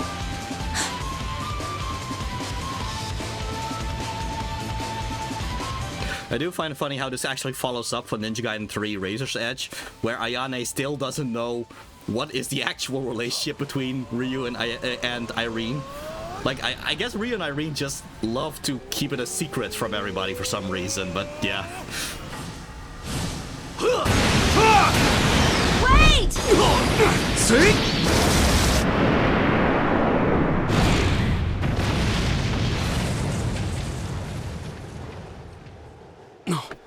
What is it, Ayane? Your partner! Irene? Ryu! We finally leashed one of the CIA's dogs! Irene! Gotcha. You know, props for her just carrying Irene just like that with one arm. Like, Something's wrong.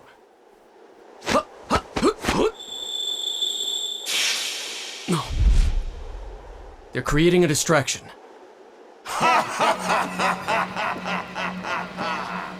How perceptive of you. Genra. But are you truly powerful enough to defeat me? I am, with Ayane by my side. Master Hayate. So this is the thanks I get for raising you, Ayane? Yes, Father. You can consider it paying my final respects. Such insolence!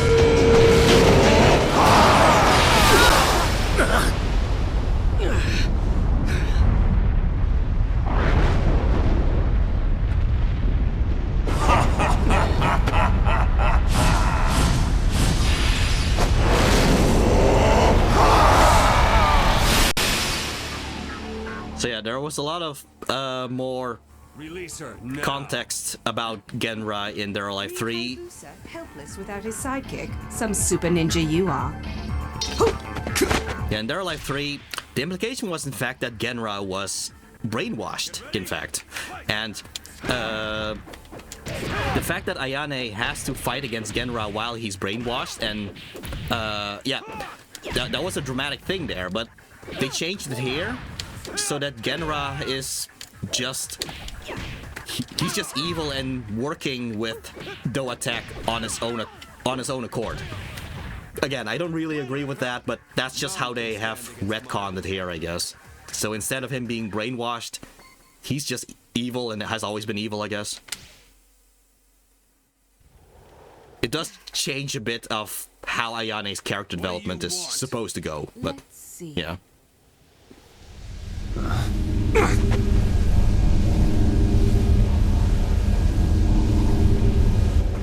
They've started. Damn you! And again, in addition, this is Ayane and Hayate tag teaming to fight against Genra, but in Dead or Alive 3, it was meant to be Ayane fighting him on her own, which was like her big thing, that she got to fight her foster father on her own and all that, but yet again, they just love messing with poor Ayane in this game. Over here! That's enough! Come!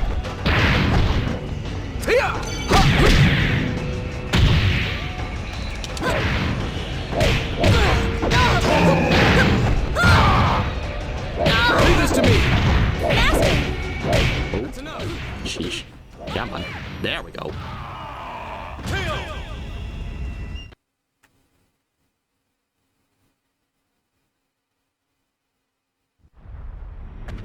By the way, I'm not saying the original Dead or Alive games are perfect in their own way or whatever. It's just that I just don't agree with several of the decisions they made in this version. Once and for all, and I would be more than happy to teach you that final lesson.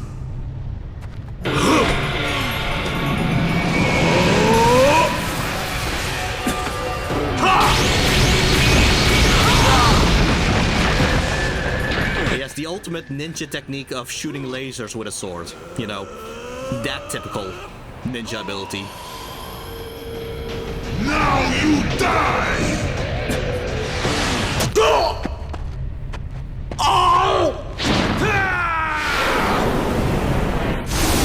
Oh wow, Ryu actually used his sword. Who'd have thought?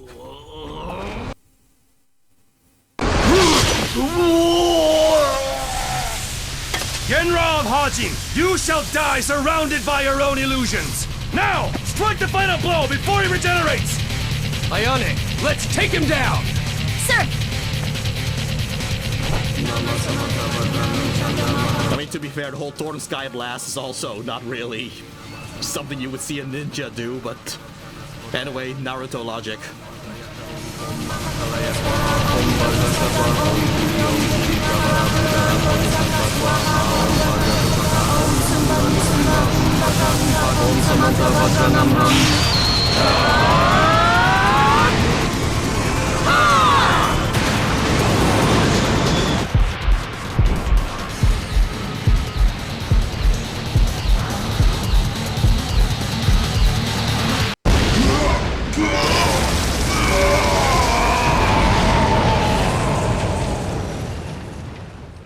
So yeah, funny thing, now they're actually showing this cutscene from Dead or Alive 3, where you very obviously see that Ayane is on her own. It's very Dragon Ball-y, yeah.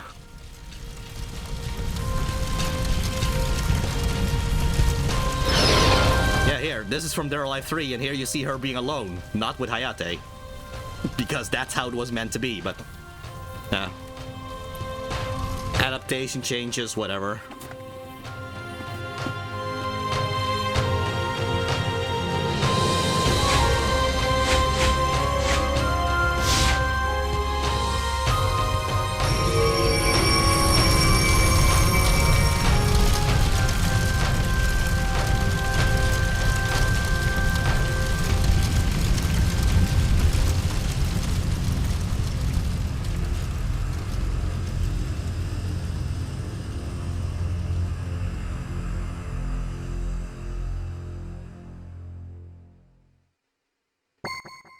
Alright. So, that was the Dead or Alive 3 portion of the game. Unfortunately, I had a lot of criticisms of that game compared to the other chapters. But, yeah, Bob, it's time for us to switch to our next guest. Anything you wanna tell the chat before you leave?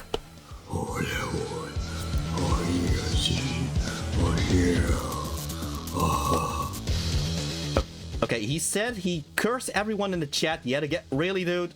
You did that again? Okay, I'm just gonna remove him before he adds more to the curse. Bye, Bob. Okay, let's see. Yeah. Sorry, I really should check all that before I actually put him on. Okay, let's see. Just gonna set up for the next guest to appear. Yeah, okay, so... I really can't with that guy sometimes. Anyway, we're just gonna head towards the Dead or Alive 4 portion of the game. In fact, both the final 2 chapters are in fact the Dead or Alive 4 portion of the game. Dead or Alive 4 had something special where you only unlock the true main character once you finished arcade mode with all the other characters first. So that means that chapter 4 is focused on the most important characters for arcade mode, and then chapter 5 covers the real main character that you would have unlocked after clearing all the other arcade modes. If you've watched all the cutscenes, you may have an inkling, you may have a little bit of a hint of who that hidden character could be, but either way, this next guest will definitely have the longest stay here, and I figured it only made sense to add her here, since she was there during the Fatal Frame stream that started this whole discussion about the Tecmo universe. That's right, for Chapter 4 and 5, I'm going to bring in my final guest for the stream, Yumina the Yurei. Hi, Yumina. Very glad to see you again. I mean, compared to a certain other person here, I'm much rather have you. So, while it is true that today's game isn't exactly a horror game, there is a character in here who is a bit Unreal-esque. So, yeah, at least it kind of fits. Yeah. Hi, Yumina. Say hi to everybody, Yumina.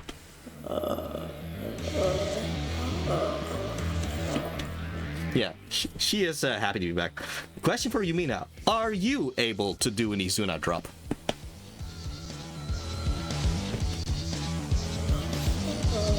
She had to think for a bit. She says she has psychic powers, so technically she would be able to launch someone and herself up in the air and then spin both of them to the ground. So in theory it is possible, she just never tried it yet. I'm sorry, but I don't want you to try it on me, Yumina, just to be clear, but yeah, alright. But in theory, she can do it. Okay, so, yeah. Anyway, Are you ready to experience the story with us, Yumina?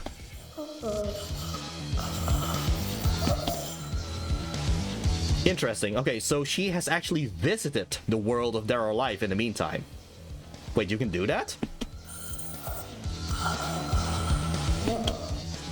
Okay, turns out our world is just one of many, and once you're a ghost for long enough, you can just fade into another realm of existence, which includes the Tecmo universe, and she decided to visit it because she got interested through the Fatal Frame stream. Interesting. Okay, so yeah, Yumina will be here to answer any questions in relation to her experiences in the weird world of Dead or Alive, and just to generally hang out, you know? Alright, so let's start with Dead or Alive 4.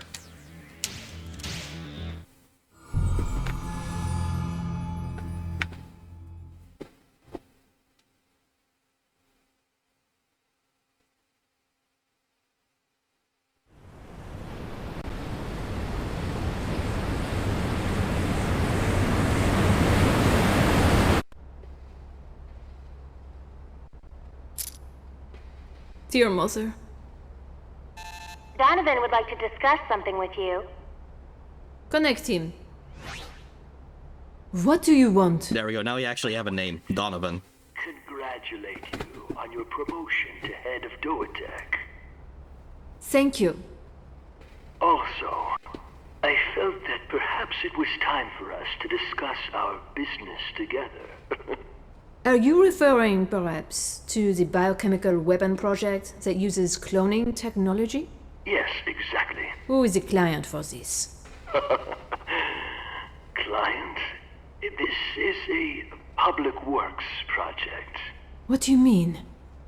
Project Alpha will create a perfect weapon that will ensure our national interests for the next century.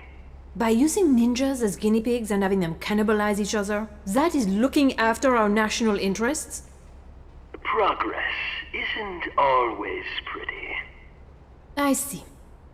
I will be conducting a full review of the company structure soon. I hope you will be prepared for it. Certainly. I find it fascinating how he actually just records himself only up to here, just to keep him faceless. Get me a schedule ASAP. But yeah, 4th tournament because why not, you know? Just have all these tournaments in a single year.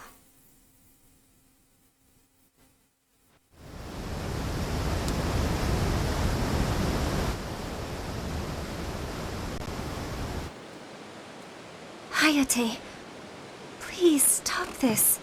Having you here with me. I just feel so wonderful. It's a dream come true. Can't you forget about Doatech? We'll go to the village with everyone else. So says the traitor! Too little, too late.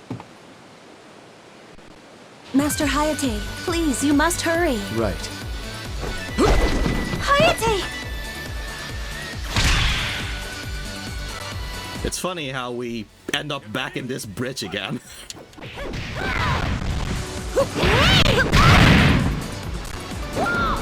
At least Ayane gets to throw Kasumi down this time.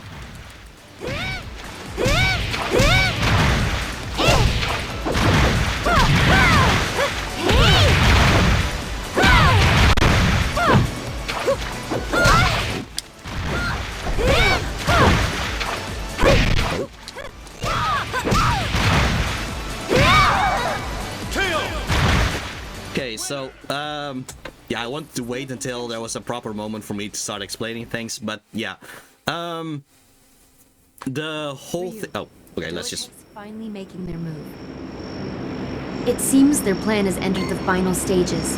HQ received intel that the test subject has been transported to the Tri-Tower by helicopter. Listen, I hate to drag you into this, but please, you must stop them from activating it. Hayate, I'm sorry the CIA operation didn't go better. I know nothing I say can make up for it, but... Anyway, the code name for this operation is Sonia. We'll begin at 0130 hours. So back here in one piece, people. it's funny how Irene keeps using the name Sonia constantly with her missions, apparently. She just really likes that name, apparently.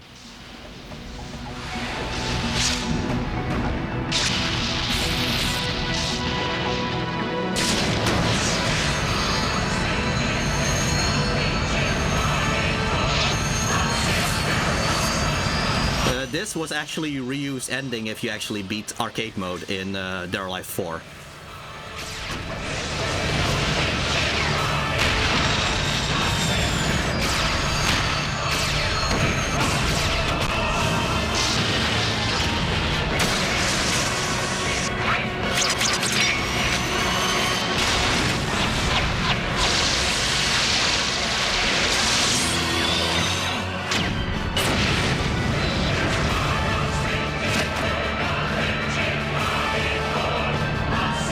It's also funny how he uses a grappling hook here, because he only actually uses the grappling hook in a GBA, a Game Boy Color game.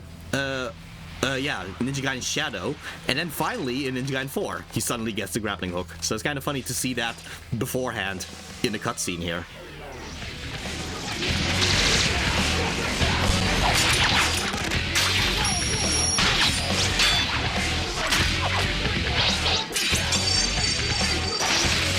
It's kind of funny how I thought that we were done with the cutscenes for a bit so I could talk about the plot, but yeah, there's actually a lot of cutscenes after one another, it turns out.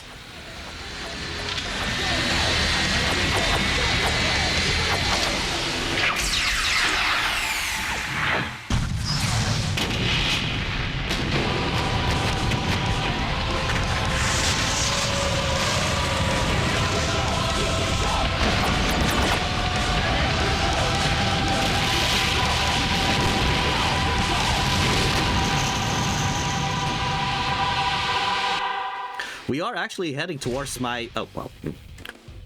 Maybe I can finally pause here. Get ready!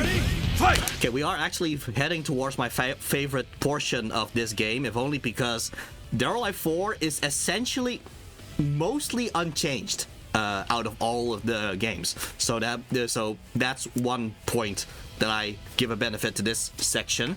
However, in addition to that, there was a whole thing about Helena calling Donovan, talking about a reviewing of the Doa Tech and all that. Yeah, so it turns out that every single one of these tournaments was actually done by a part of Doa Tech that Helena herself can't control, which just wants the data from all the tournaments in order to create the perfect fighter. That's kind of the goal they've been doing. That's why they cloned Kasumi. That's why they kidnapped Hayate. All of that was to experiment and make like an ultimate fighter. And yeah, so all these tournaments were essentially just a way to kidnap people all this time. Helena herself, even though she has become the head of the company, she herself never controlled any of those things. And we are going to see more of that in the next chapter. But the point is that, yeah, that's kind of the whole thing with Helena, where she, even though she is the head of Doa Tech, she can't control what the people inside Doa Tech are actually doing. And now the ninjas are kind of, yeah, raiding into Doa Tech itself and trying to fight Doa Tech directly. And while they're doing that, there is a Dead or Alive 4 tournament going on, which, funnily enough, has nothing to do with the story at this point. Like, the tournament is there, but the real plot is the ninjas trying to fight against Doa Tech.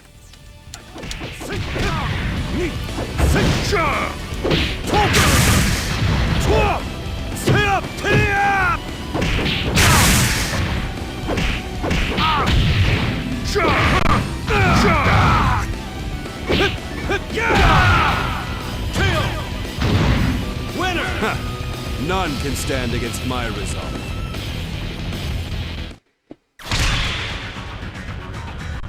Get ready? Fight! When you actually play as Brad Wong, you can do some very trollish stuff. You notice he was lying down there. That's actually a fighting technique. To lie down in order to do a lot of moves where he's on the ground. Like that. Whenever I actually do play Brad Wong, I do troll people a lot by using the attacks where you lie down. Oh, I'm gonna go to bed. Thank you for streaming. Okay, yeah. Thank you for joining. And, yeah, Yumina, do you have anything to say to Starlight before she leaves?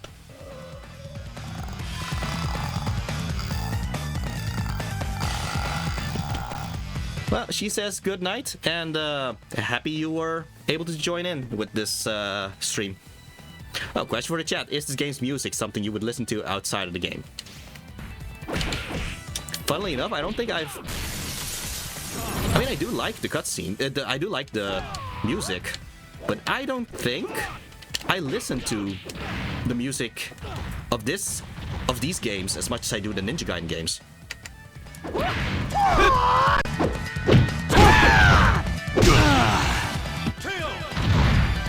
Winner! None can stand against my resolve.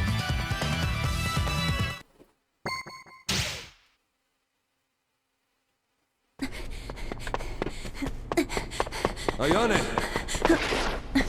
What are you doing here? Master Ryu! Where's Hayate? Well, we... You were separated? And the others?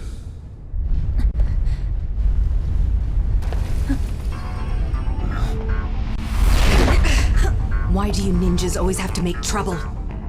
And just when we were getting to the good part. As of now, Doatech is finished. Looks like you're out of a job. Little vermin. I'll just have to squash both of you. Go ahead and try. Master, find Hayate. Do not fail me. I can't help but just find it funny how the tournament just doesn't factor into any of the plot at this point. Like, yeah, there are like 4 tournament going on right now. But yeah, the real plot is just, oh, these ninjas are fighting against Doatech. Oh, and there are like 4 tournament that's just somewhere that's going on. Loser. On the other side of the world or whatever. Get ready? Fight!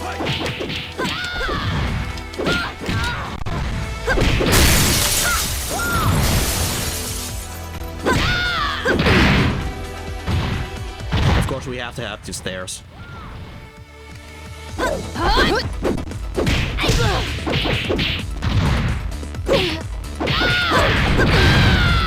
Kill!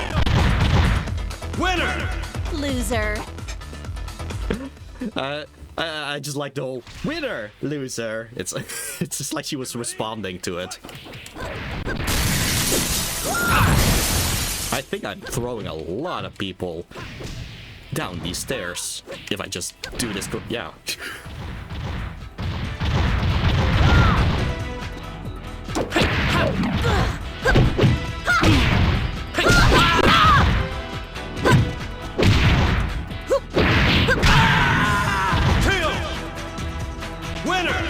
Loser. I think most of these fights in this chapter is this stage, so I'm going to use those stairs multiple times, I think.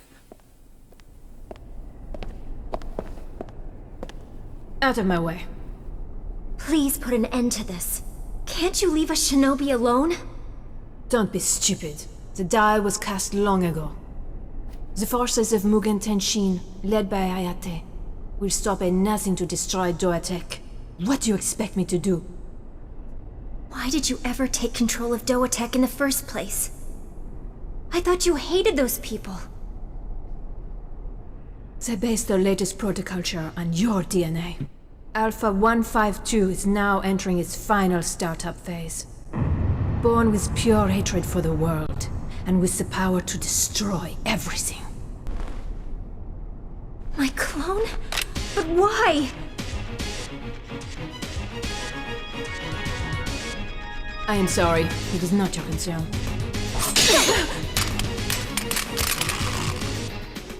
As you sow, so shall you reap. Your tricks lack elegance. You're too late. Out of my way!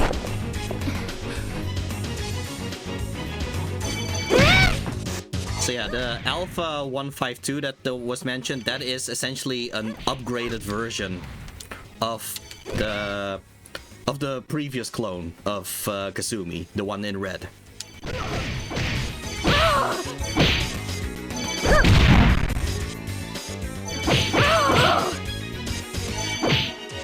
I think this, yeah, they decided to show off the whole juggling thing, but that was a long little tutorial just to show that. Anyway, here are the stairs again.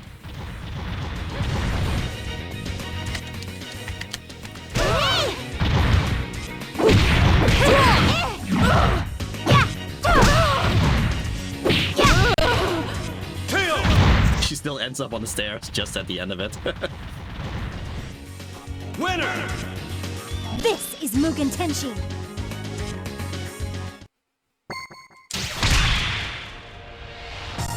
Get ready! Fight! So yeah, I did say that Kokoro was like a geisha in training. That's why this is one of her costumes, just having a geisha-like kimono.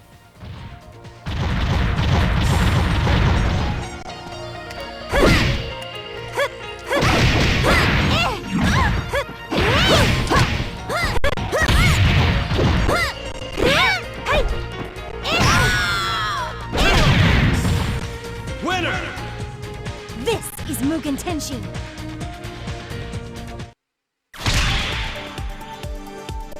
Get ready! Fight!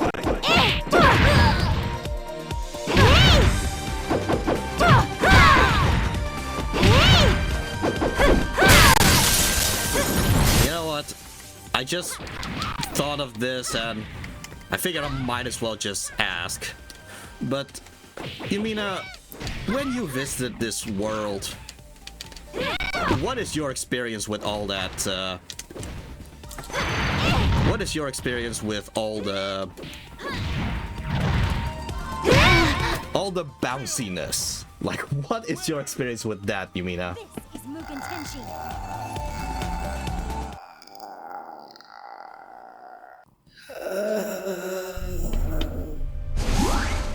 Turns out it really is a universal thing. Like, the moment you are in there, your breast starts bouncing all over the place. So, did it hurt when it happened?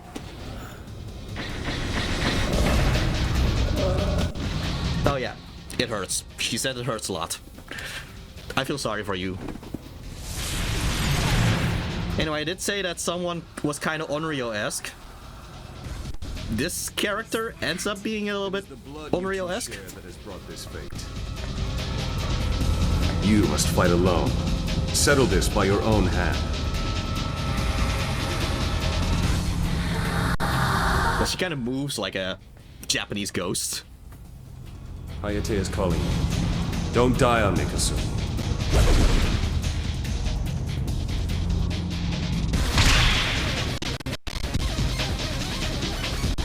Get ready! Fight! Oh boy. Yeah, she has long grab move animations. Like, that was brutal, but yeah.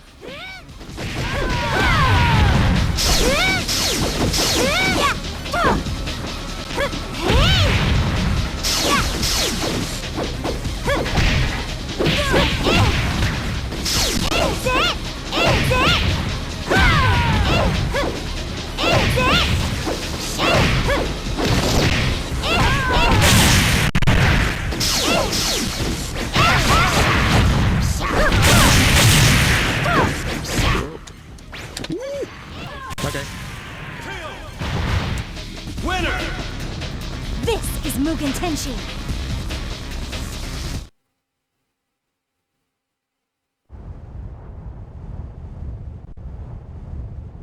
So one thing I do miss in this adaptation with, yeah, in the original Dead or Alive 4, Zach will 199 meters to the apex, the top of the world. Zach will eventually do a parody of what Ryu Hayabusa did in the modern Ninja Gaiden game, which is just doing a whole grappling thing. Because it's there. Unfortunately, it's not here. So, but yeah, I would love to show that if I actually do play the original Dead or Alive games again.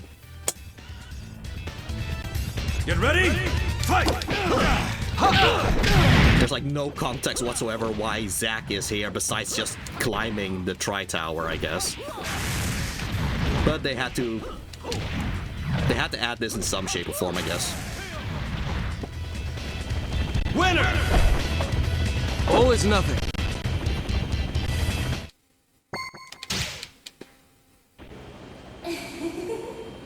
So, you were manipulated into coming to destroy Zone's.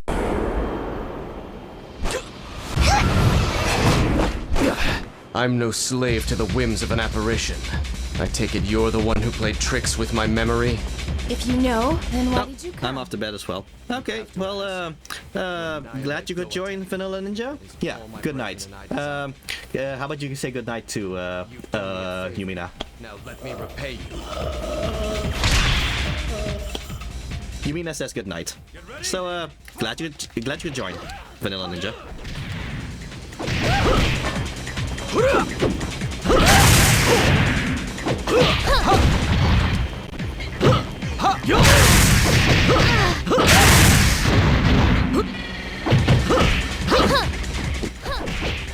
So yeah, now we finally get to fight Lisa Hamilton or La Mariposa.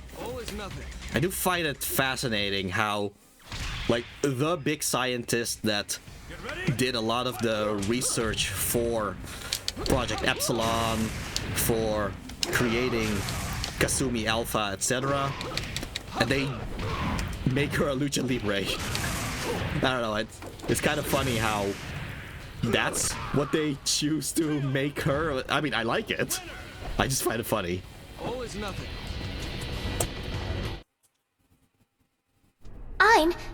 I mean, Hayate. Hitomi, what are you doing here? Come back to the dojo. I don't know what I'd do without you. Listen. I am no longer Ayane the karate master, alright?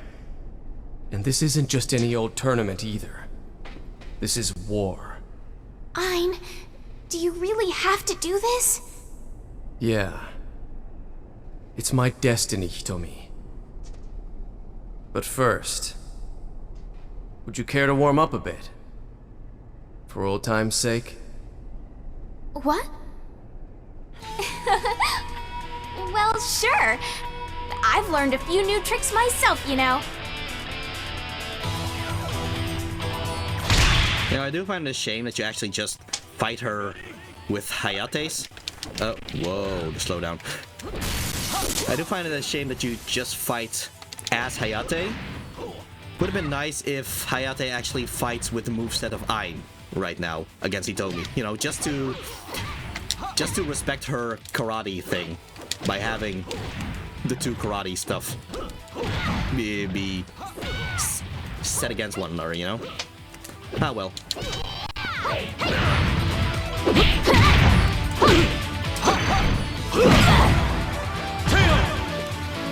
Winner! All is nothing. You come back alive, Ayane. I will. Don't worry. I mean, you've got your sister Ayane and all, and I've still got some fight left in me too. What are you talking about? Never mind, I better get going. Alright. Take care of yourself. No, you take care of yourself, got it? How about we all take care of ourselves, you know?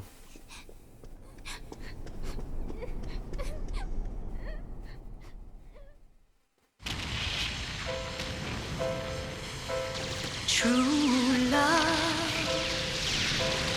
meant to be, but could eternally won't look back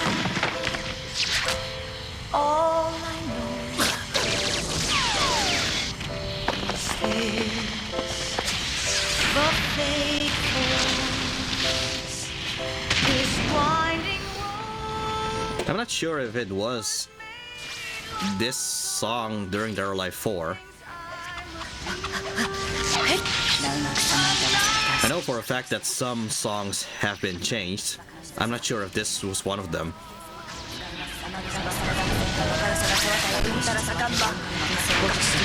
But yeah, this whole spell that she's doing, you can do it yourself if you play Ayane during Ninja Gaiden.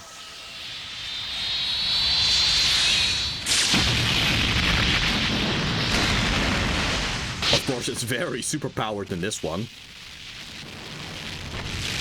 Well, question for the chat. What is your favorite aspect of this game so far? I mean, I complain about the story every now and then, but I do actually like the story just most of the time and all that. Like, Yumina, what is your opinion about the, your favorite aspect of this game so far? Ayane. Hayate! Are you hurt? I'm fine. That explosion. Alpha 152 is... Well, she likes how it essentially adds to how crazy the universe is. I mean, if you compare this to Fatal Frame. Yeah. Like, just imagine while all this is going on, some girls are out there fighting against ghosts, you know, with cameras.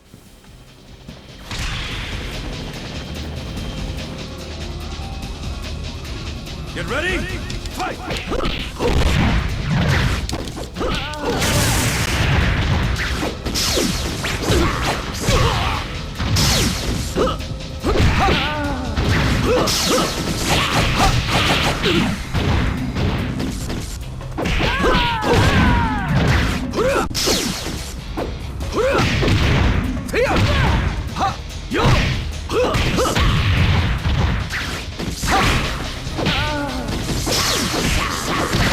Oh boy.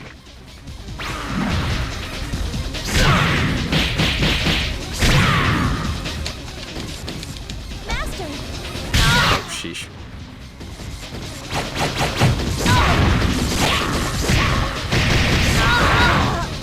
Over here! There we go.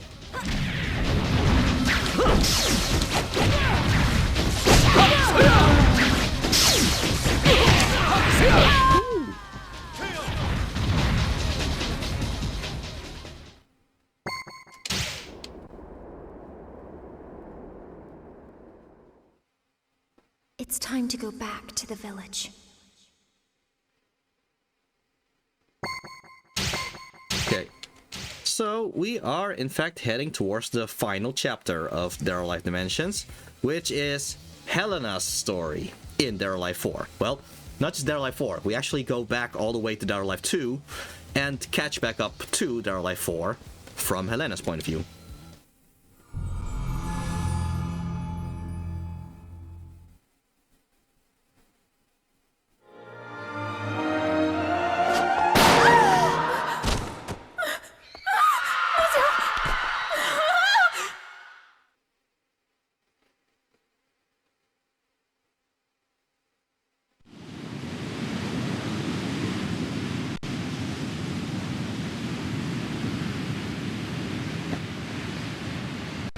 Ladies and gentlemen, it is my pleasure to welcome Elena Douglas, daughter of Doatech's dearly departed leader. Some of these cutscenes are essentially repeats, but Thank you all for it's fine. coming tonight. I am glad to see you all. I only wish it were under happier circumstances, but such is not the case. I am here on behalf of my father to regain control of Doatech after the recent tragedy which befell us. My father may have been the face of Doatech Heavy Industries, but it is an enormous conglomerate with strong management and divisions which range across the entire business spectrum. Doatech was never the domain of one charismatic leader. That was never his desire. The unfortunate death of my father will not affect the fortunes of Doatech or its subsidiaries. Rest assured, the company can and will weather this storm. I am here to give you my word on that. Now I have two other important pieces of news to deliver. The first piece of news I wish to take this opportunity to announce the second Dead or Alive tournament. Second, I, Eleanor Douglas, wish to formally announce my participation in the tournament, not only as a sponsor, but as a competitor.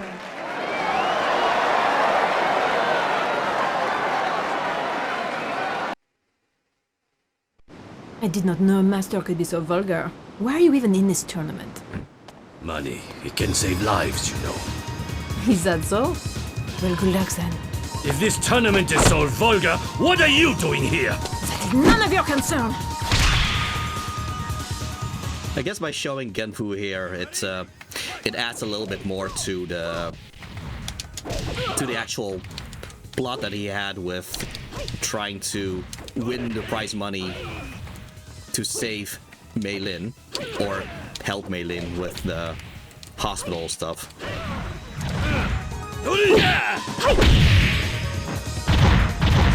It's not stairs, but... Winner! Could you feel my wondrous melody?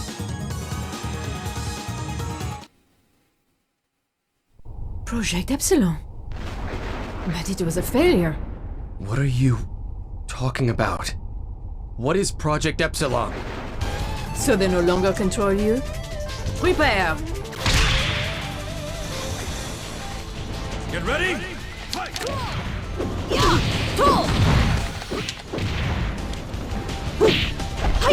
So yeah, Helena isn't singing, but it's a very dancer-like fighting style that she's doing.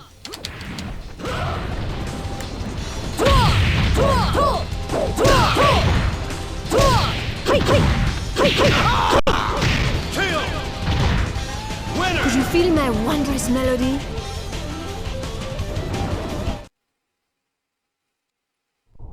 I can't believe it. You came all this way. It was you. Who? Me? You did it. You killed my mother. Get ready? So yeah, for a bit, the games actually did try to make you kind of believe that Ayane was the one who killed Helena's mother. That's not the case at all, but it's just kind of... The whole mystery is only there just because Ayane decided to taunt Helena as if she's the one who did it. Like... Winner! Could you feel my wondrous melody?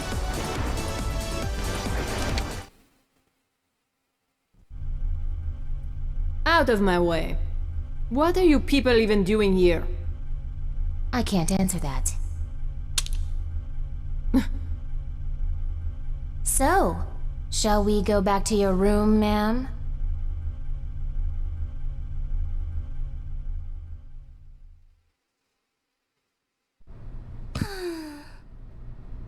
That girl is far too curious for her own good. I told you we should have gotten rid of her when we had the chance. You saw how badly things went last time. The CIA's out for blood. We can't afford to make any more mistakes. Besides, Epsilon is still out there somewhere. Imagine how bad it would be if he rejoined his home country's force. Hayate.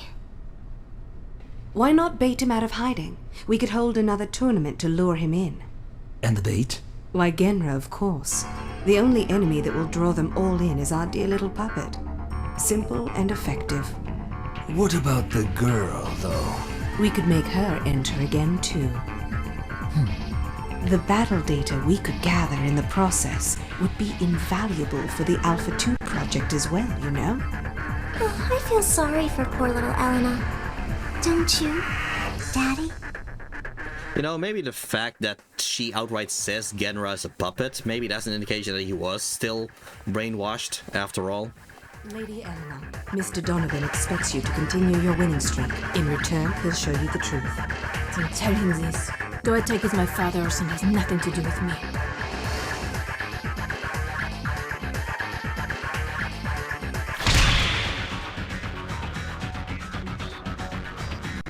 Get ready? Fight! Yeah, there was a... The fact that Christy was dressed up so formally, I guess. Yeah, she is essentially using the disguise of being Helena's butler, but she's actually part of Donovan's team that is doing all this in the first place.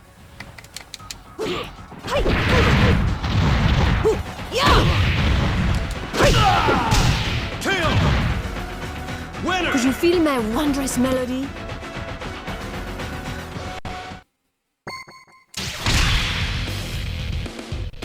Get ready? Fight!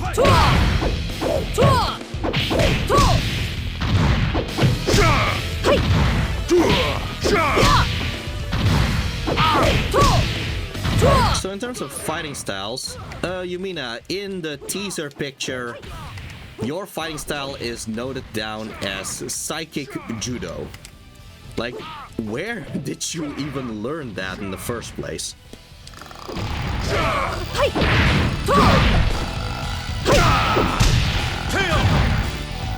Winner! Could you feel my wondrous melody?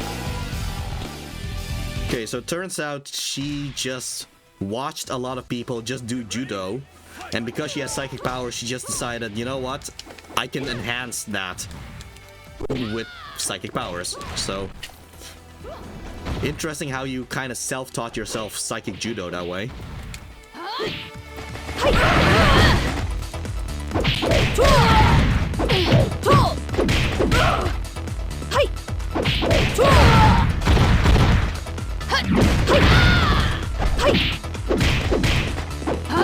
Oh boy. Ooh.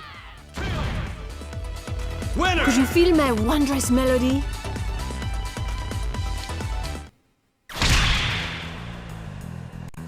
Get ready? Fight!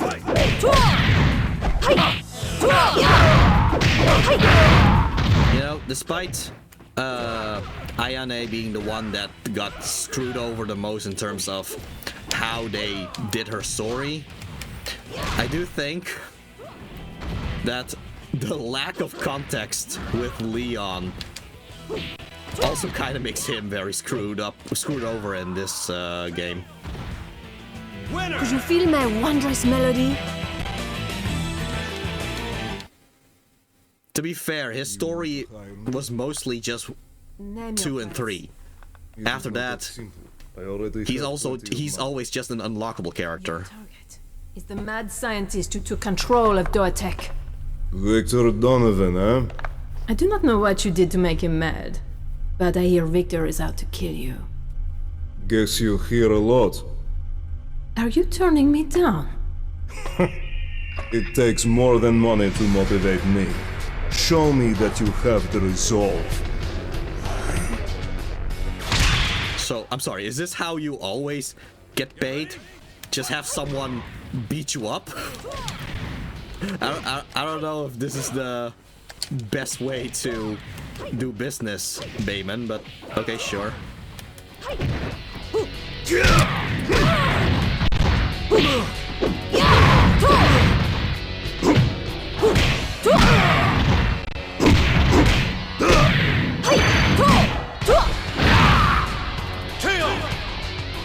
Winner! Could you feel my wondrous melody?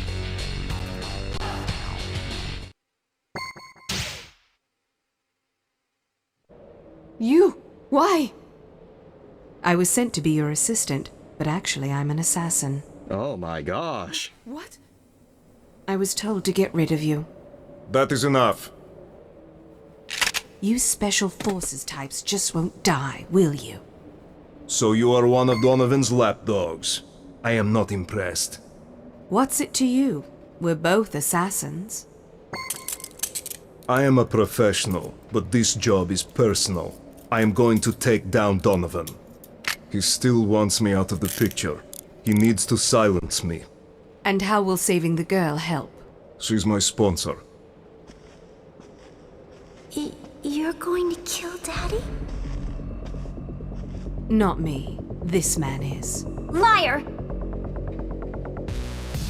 You want him dead too, don't you, Christy? I work for Donovan. Sounds like all is not well in the Donovan faction. Alpha, capture the girl. That's an order.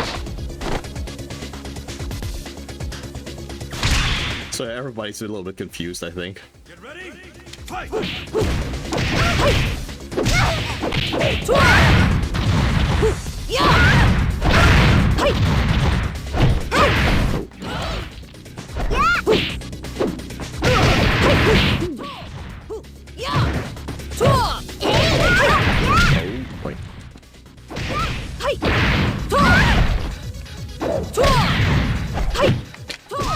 I think a lot of moves of Kasumi Alpha are kind of medium, so if I just keep doing the hold of the medium, that seems to counter pretty consistently.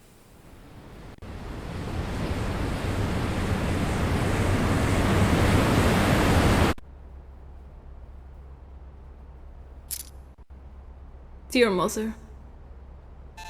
Donovan would like to discuss something with you. Connect him. What do you want? I wanted to congratulate you. No, but seriously, who answers their video call like that? Just showing the chest, like, why yes, I would like to talk to you this way. Who does that? To the biochemical weapon project that uses cloning technology? Yes, exactly. Who is the client for this? Like, I know for the audience, we're not supposed to see his face, but just you're having a call with someone.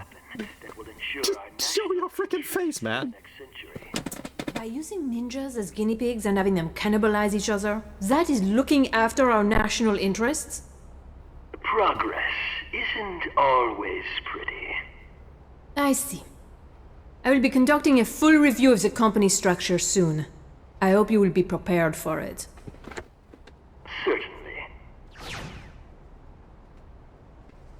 Yes, ma'am? I want you to begin work on the first Dead or Alive tournament.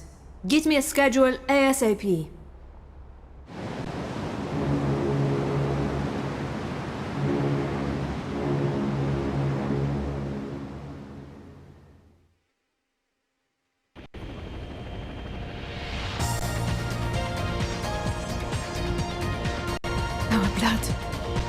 Did our blood truly bring us together? What? Well, it matters not. If you make it home alive, ask Miyako. You know my mother? Kokoro. You must learn my technique! Yeah, Dead or Alive 5 is going to go a little bit further about this. Get ready, fight! So I'll just reserve talking about it when we actually get to Dead or Alive 5.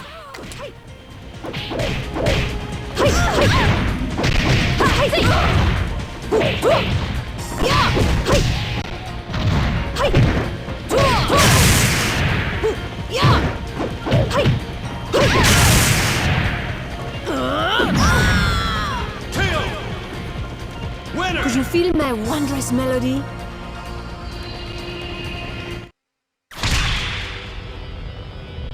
Get ready, fight!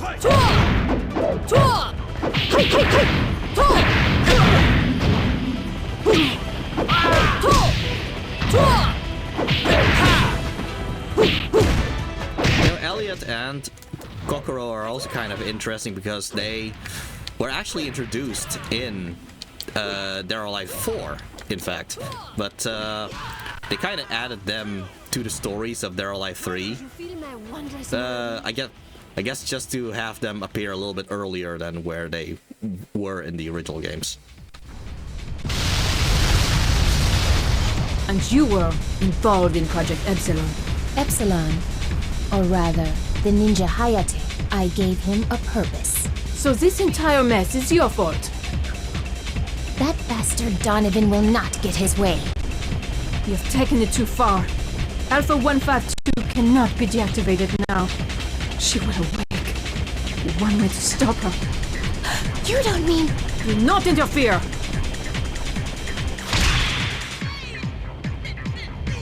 Get ready, fight!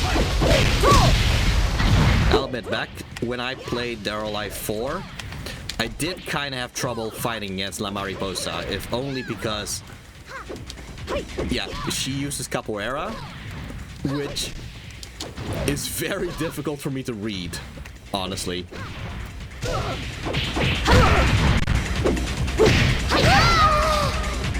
Fortunately, There Are Life Dimensions is a lot easier than other There Are Life games most of the time.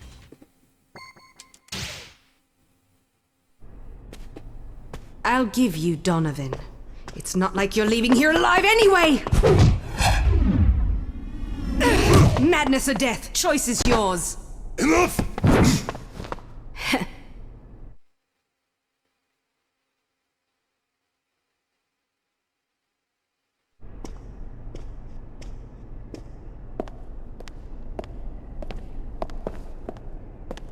Out of my way. Please put an end to this. Can't you leave a shinobi alone? Don't be stupid. The die was cast long ago. The forces of Mugen Tenshin, led by Hayate, will stop at nothing to destroy Doatek. What do you expect me to do? Why did you ever take control of Doatek in the first place? I thought you hated those people. They based their latest protoculture on your DNA. Oh, poor Kasumi. You just don't understand the idea of working for people you don't like, huh? Born with pure hatred for the world. Isn't that the reality of the situation, isn't it? Right now. My clone? But why? I am sorry. It is not your concern.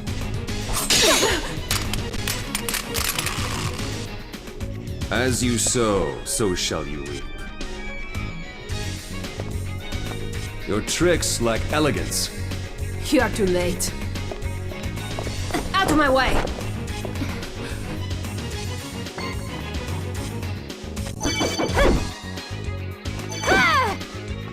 There! Be gone! I can't let you do that! What?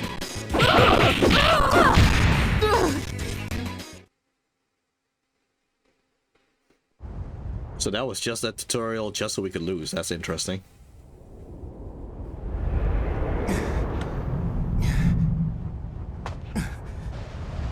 Just 999 meters to the apex, the top of the world. People ask me, why do you climb the Tri-Tower? Well, that's an easy one, folks. You climb the damn thing because it's there.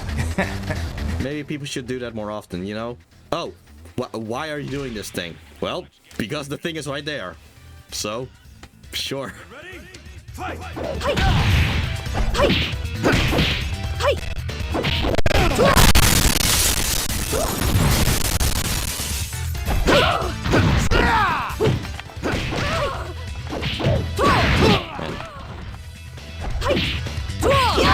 There we go. Had to get you on the stairs somehow.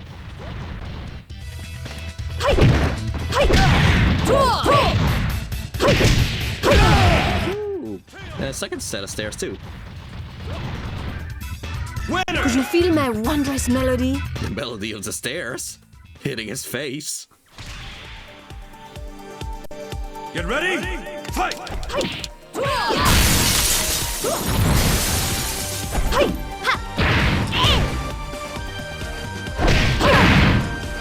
And here we are with stairs again.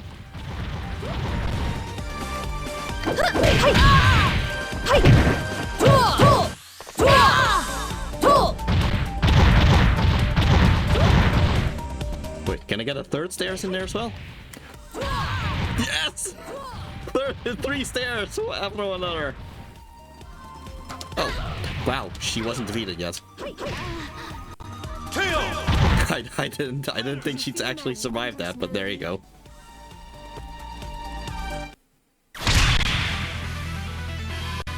Get ready?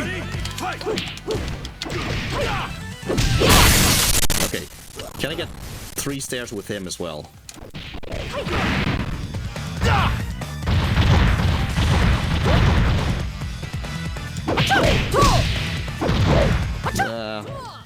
I don't think 3 stairs is.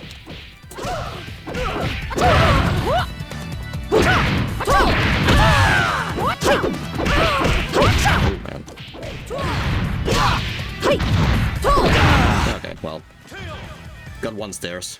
One set of stairs. Wondrous melody.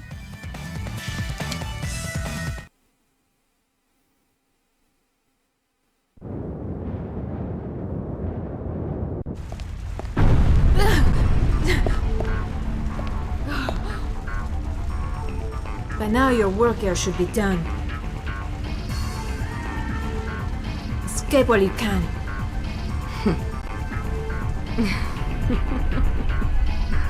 It appears you still haven't realized who I really am.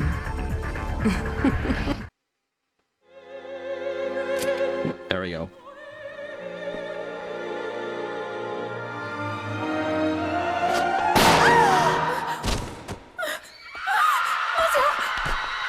We've seen this assassination thrice now. That's in case you've missed it.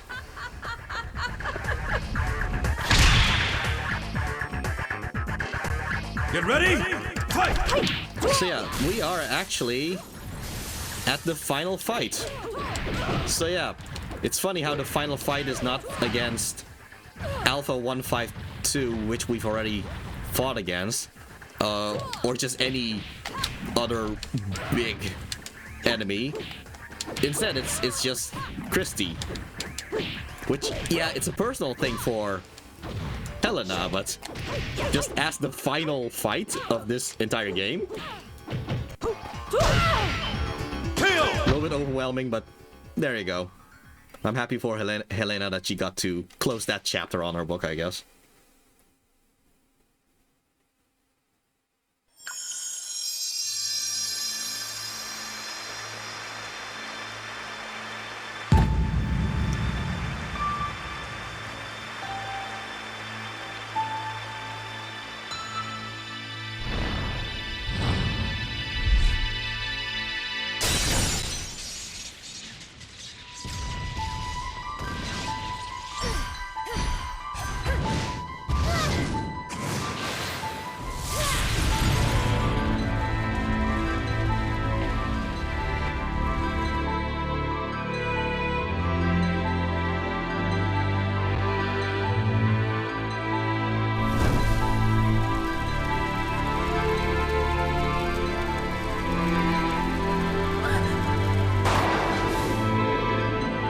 Times.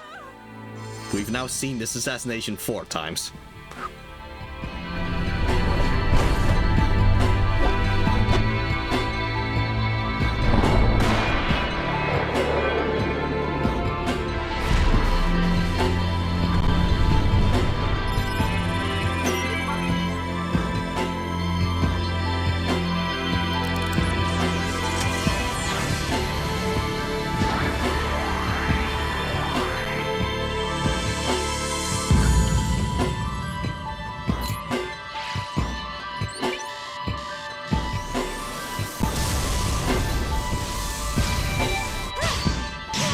So all of that, Ayane doing the Ninpo, Kasumi fighting against Alpha 152, Ryu using this, Helena pushing the button for the self-destruct, all of that was happening all at the same time. Like, wow.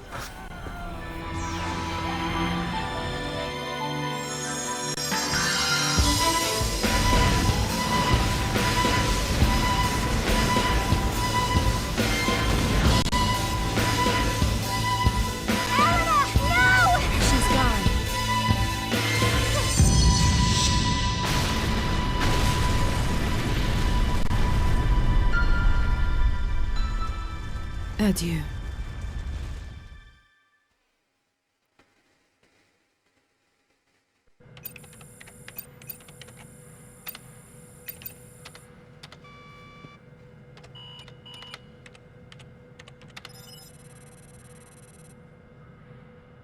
The curtain has risen.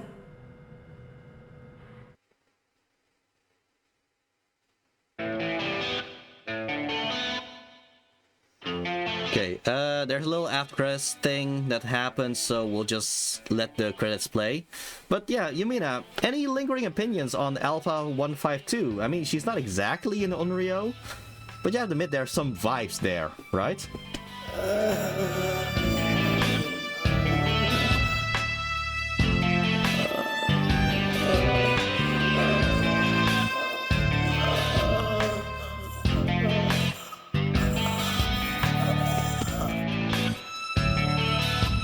that's fair. In a world where cloning can happen, nothing is stopping ghosts from essentially being manufactured. Maybe this is just how artificial souls look like. Fascinating, isn't it? Yeah, I'm just gonna let the credits play out. And then afterwards, yeah, I will just end the stream.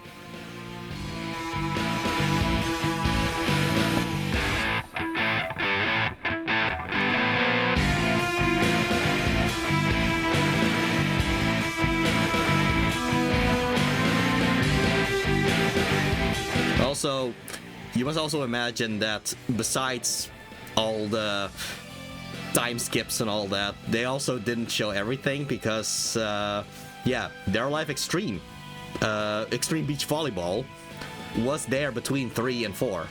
But obviously they didn't show that. But, yeah, that's also part of the timeline.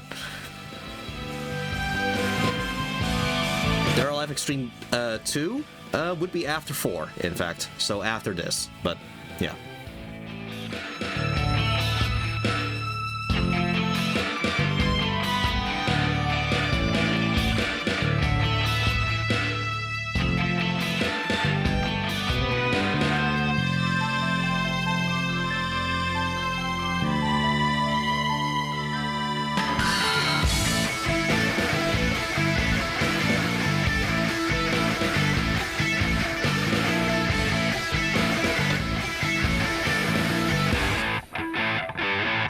Maybe the credits would be long enough for me to just say some stuff, but either way, yeah.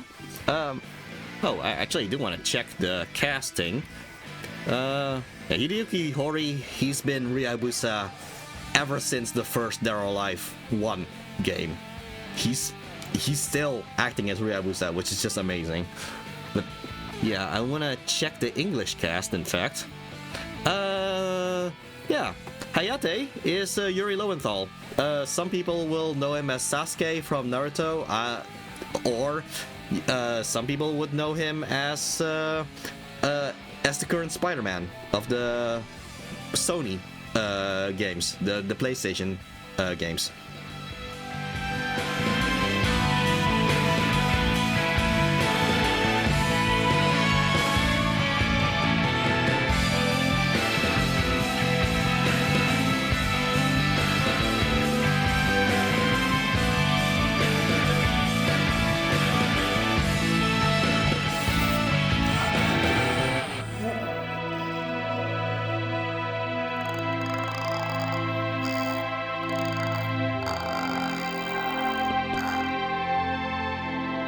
Okay, so Yumina does say she likes the music here, so maybe she'll just look it up for herself to listen to it on Spotify and all that. So, okay, sure.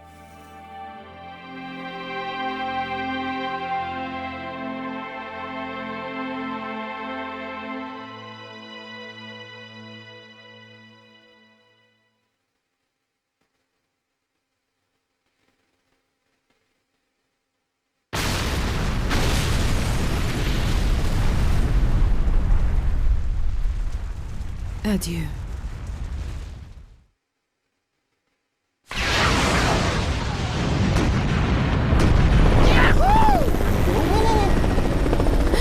Zack! Gotcha! So yeah, Zack to the rescue. Fortunately, Helena didn't need to sacrifice herself. Zack going mountain climbing or tower climbing, well, that meant he was in the neighborhood in order to save her. Yay, Zack.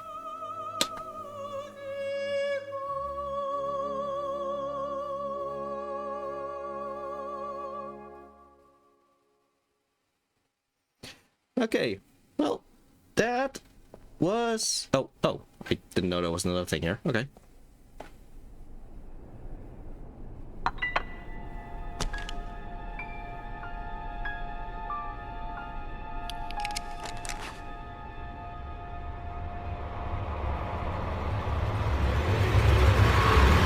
So yeah, we still never see Donovan's face because, of course, we don't.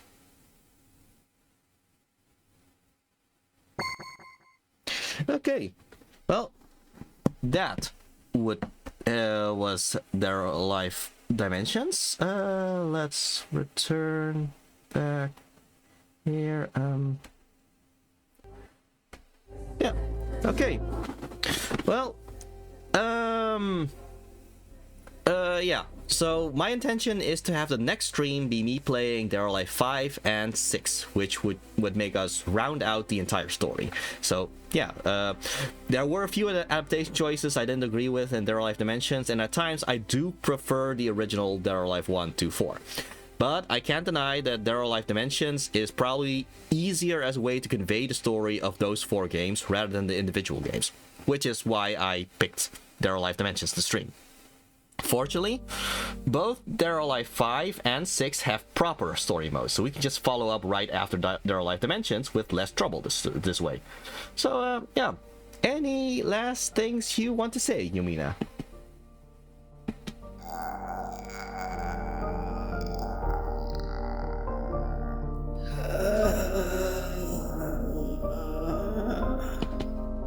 Okay, well, Yumina says thanks to everyone who joined and that she is looking forward to the Fatal Frame 2 remake stream. Yeah, I am too, Yumina.